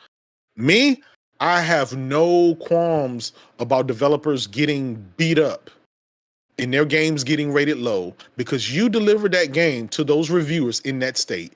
Never deliver a game to anyone unless it's ready to be played and unless it's in a state that you want them to play it in, because you get no do-overs in this industry when it comes to review scores. They don't go back later and say, hey, let's re-review this game and let's bump this score back up. So that's your fault. Do not deliver a game. And I know some games get a pass for that and some games don't, but that's just, hey, it is what it is. Star Wars, it launched with some glitches and some other stuff going on. They eventually patched it, but it kind of got a pass because the game was fun. Those are just the breaks. Days Gone got a low Metacritic score because they new IP that came out ugly. Yeah. Jedi Survivor, I'm sure, gets a pass because Jedi Fallen Order was a good game. This is technically good in gameplay, but it's fucked up performance-wise. People will forgive a lot of stuff if the game is a good gameplay. It's true. But Redfall wasn't good gameplay, so it didn't get any pass, and as it shouldn't. Fair enough. All right, so I got 3 questions left before we get out of here. If you take long-winded to answer the questions, it ain't on me. I won't. I promise I won't. I'm not in any super-duper hurry, but at the same time, I want to respect your time. I don't want you to feel like you're stuck. I know the chat said, let's hurry up and get this pony out of here. Well, I tell you what, if they've been viewers of this channel before, having people of different minds is nothing new. Welcome to TSWS Gaming. That is what it is. But anyways, I wanted to know from you what games you're most looking forward to. You can just give me a list if you want. Just rattle them. What games I'm looking forward to next? Definitely Spider-Man. Final Fantasy 16. I can't wait. I don't want to say Final Fantasy Rebirth because that would kind of be like too much, just like Final Fantasy 16. Starfield. Is there any games that haven't been that are a little bit later out? That are a little bit later out that you're looking forward to? Like, are you looking forward to Fable, Wolverine, Stella Yams? Right? Another PlayStation failure. Like, you guys announced that. Like, why y'all didn't show that on your stage? I don't know, but that's their L. I hope that looks all right. I'm hoping them yams are being taken care of properly. Oh man, hey, they're gonna be in crispy 4K. Hey, it's gonna be an 8K super sample down. Oh shit, this man's out of his mind. All right. All right, so those are some of the games that you're looking forward to. What is your most favorite developer of all time, and what game best represents it? Polyphony Digital. I should have Polyphony Digital. Gran Turismo, man. Huge Gran Turismo. I'm a huge racing fan. Period. I think I told you. I don't know if I told you during the podcast, but earlier we were talking before the show. I'm a huge racing fan. I have a racing league, an esports racing league. I race competitively. Have racing rigs. I mean, anything motorsports, I'm there. So you're looking forward to this new Forza? I am. I love Forza Motorsport. Don't really care for Forza Horizon. I play it casually, but I'm more of a simulation guy, less arcade. Yeah. When I want arcade, I'll go play the Need for Speeds. Right. I'll do that. But other than that, I'm a simulation guy, and that's just kind of where I keep it. These guys have been consistent. Polyphony Digital has been consistent over 20 years. They've been putting in work in simulation racing, and all their games have been highly rated. They've sold numerous amounts of copies, and freaking Olympic sport, man. You can't be mad at that, man. So I hope they continue doing what they do. If you haven't, go pick up Gran Turismo 7, pick up a PSVR 2. Once you put it on your you'll never get out. Shout out to my man. They call him Shaggy, but he's with over at IGN, Ryan McCaffrey. Um, when he did that PSVR review, he said he played Gran Oh, Turismo like in his 7, old car? and he said, I mean, he was like tearing up, crying. He said it was just that real. Everything was, and when I got my headset, I played it, and it was in my racing rig, and I'll just lose days on end racing. It's just it's otherworldly, man. So yeah. Digital Polyphony. All right. And what 2 games would you revive that are dead IPs right now? Resistance.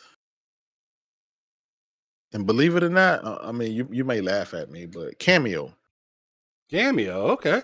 Cameo. I'm not going to yeah. laugh at you at all. That's not crazy. No, I know a lot of people. Yeah, I want to pay that kitty stuff, but it was a great game for me, and that was a game that stuck with me from the three.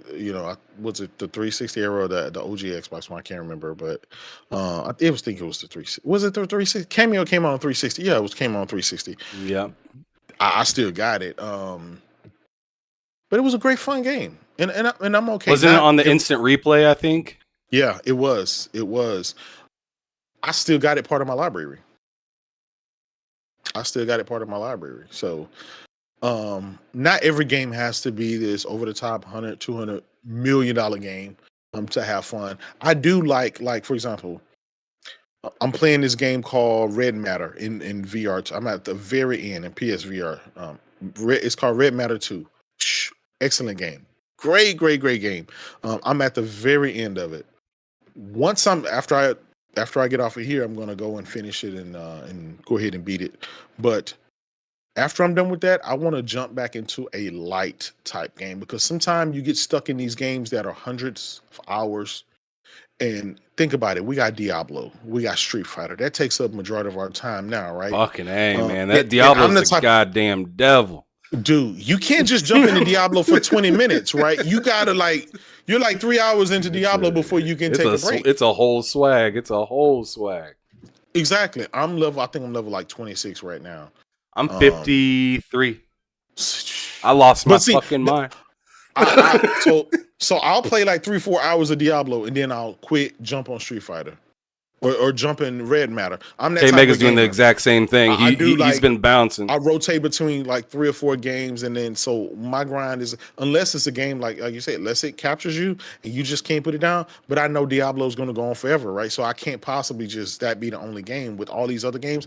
I need to hurry up and clear them up before Final Fantasy 16 come out in 2 weeks. So I'm kind of screwed. That's why I need to hurry up and finish Red Matter 2 and get that out of the way. Oh man, I tell you what, everyone's struggling this year to keep up. Yeah. Everyone's struggling this year to keep up. Last 2 questions I got for you, and I'm going to kind of combine them. What frustrates you in gaming, if anything at all, and what would be a dream come true in gaming? Okay. What frustrates me in gaming, I'm going to lie, the community. The whining. There's a lot of whining, but a lot of the whining comes from a lot of people who are not gamers are here. The gaming community is a very open community. It's one of the only communities where you can have no knowledge and not a care about gaming and still come here, and people will open arms to you and let you do whatever you do and have a say so. And recently, I know some people, you probably seen, they're like, nah, let's gatekeep our gaming space, because some of these guys, they come in here saying all kind of stuff that's wrong, and they just don't know what they're talking about. Right. But I think the whining, because as gamers, a lot of us are spoiled when it comes to games, right? There's a lot of newcomers.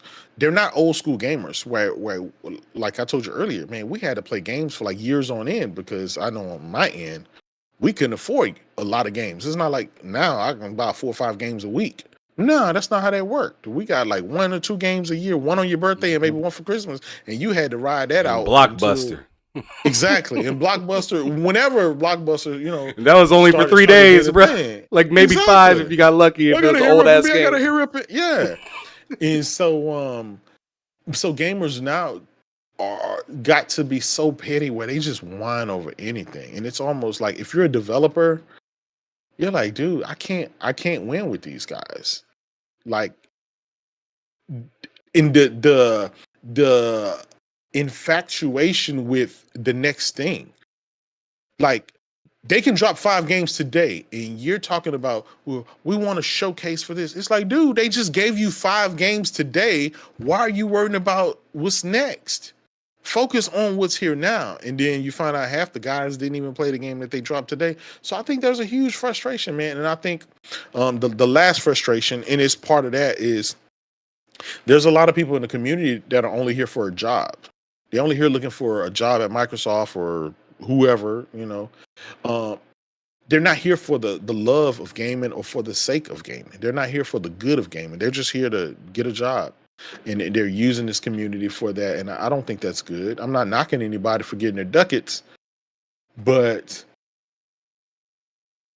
if a lot of people are just here just to audition for a job at Microsoft or a job for this or get this and that, where's the space for just the diehard gamers like you and I sit here for the last couple of hours just talking about gaming and games that we enjoy and the consoles and what we were doing in that time when this console came out and stuff like that.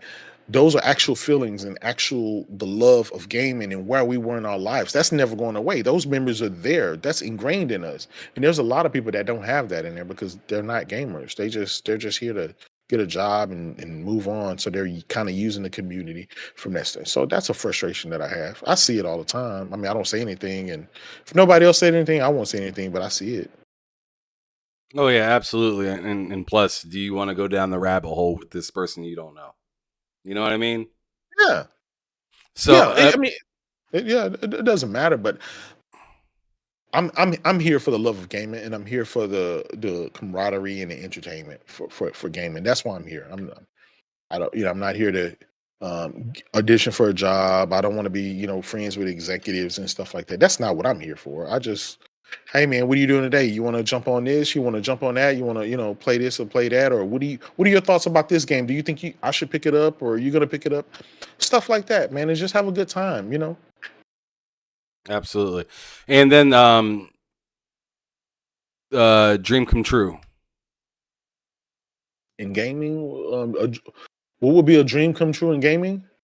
I mean, at this point in time, I can just say having my NCAA football back. That would be the biggest smile on my face. And maybe I'm living that yesteryear dream of being able to have the NCAA football back then, right? I may get it now and be like, I've thought that myself. I've been like, maybe I won't. Because you and I started talking, man, about college football, and that brought something back in our brothers and stuff like that.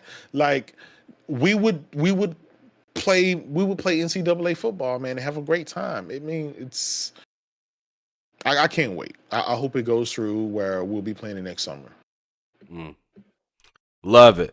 Well, Jaydub, it's been a minute that we've been live sitting here chatting and talking. We actually talked for time flies, man. 25 or something minutes before the show started. Yeah. Absolutely, man. But my man, it was a really good conversation. Like I said, it's even better that we didn't sit there and agree with each other on every single thing, because that kept the conversation moving, kept it fresh, learning some different things about each other and about the way that we kind of view things and whatnot. Absolutely. So that was fantastic. Absolutely. So thank you so much for being here, doing this interview with me, setting this up. Fantastic, man. I really appreciate you, brother. Going ahead and one more time, just let everybody know where they can find you. Okay. Please. Well, you guys can find me on Twitter at JDubCity16. I'm always trying to keep you guys laughing with the gifs and the memes, you know what I mean? And you can find me on YouTube at JDub4U. JDub, the number 4 and U. Thank you again for inviting me on your platform, man. I'm going to make sure you retweet this out. Make sure you like it. Make sure you hit the subscribe button. Man, we're going to get my brother a lot of views. We're going to get him a lot of likes, man, and keep pushing him. I've been knowing this brother for just a little while. I've been seeing him around all the time. I see him on Twitter and the conversation and other podcasts and stuff like that. We haven't had a chance to sit down and talk, but today we made sure we did it. And, you know what I'm saying? I had a blast, man. It brought back a lot of memories. I'm glad you, like myself, are an old school gamer. You remember the glory days of gaming. And we look forward to having more glory days of gaming going forward. And regardless of our opinion, I think we both want the best for Xbox. for Nintendo, for PlayStation, and we're gonna get it, man. And I think just we're just passionate as gamers, and we want to see our preferred platforms to move forward, man, and to be great. Absolutely, absolutely. Yeah, man. Yeah, thank you so much. And I hear what you say right there. But the last thing I want to end this show off on is you describing gaming as a whole in just 3 words. Goddamn awesome. Fantastic. Love how it ran together. Thank you, everybody, for coming through, checking out this show, Behind Them Sticks, with your boy Ham Solo 05 Gaming on the TSWS Gaming YouTube channel with my fantastic guest today, Mr. Jaydub. I can't wait to talk to him again. And I mean, I definitely have to hear what he has to say after this showcase and stuff like that. So maybe a few weeks, few months, or whatever, however, the world turns and it works, we will definitely be having a conversation about, once the smoke clears and all that stuff. Absolutely. So thank you, everybody, for coming through and enjoying this. If you haven't yet, like J-Dub just got done saying, hit that like button, subscribe if you're new, share this out if you can, and we'll see you tomorrow on an episode of Bull Sitting with me, Loke, Cozy Beluga, Matt Likes Games, and our special guest, Cult Classic Cage. Thanks, y'all. Have a wonderful night. Peace out. Peace.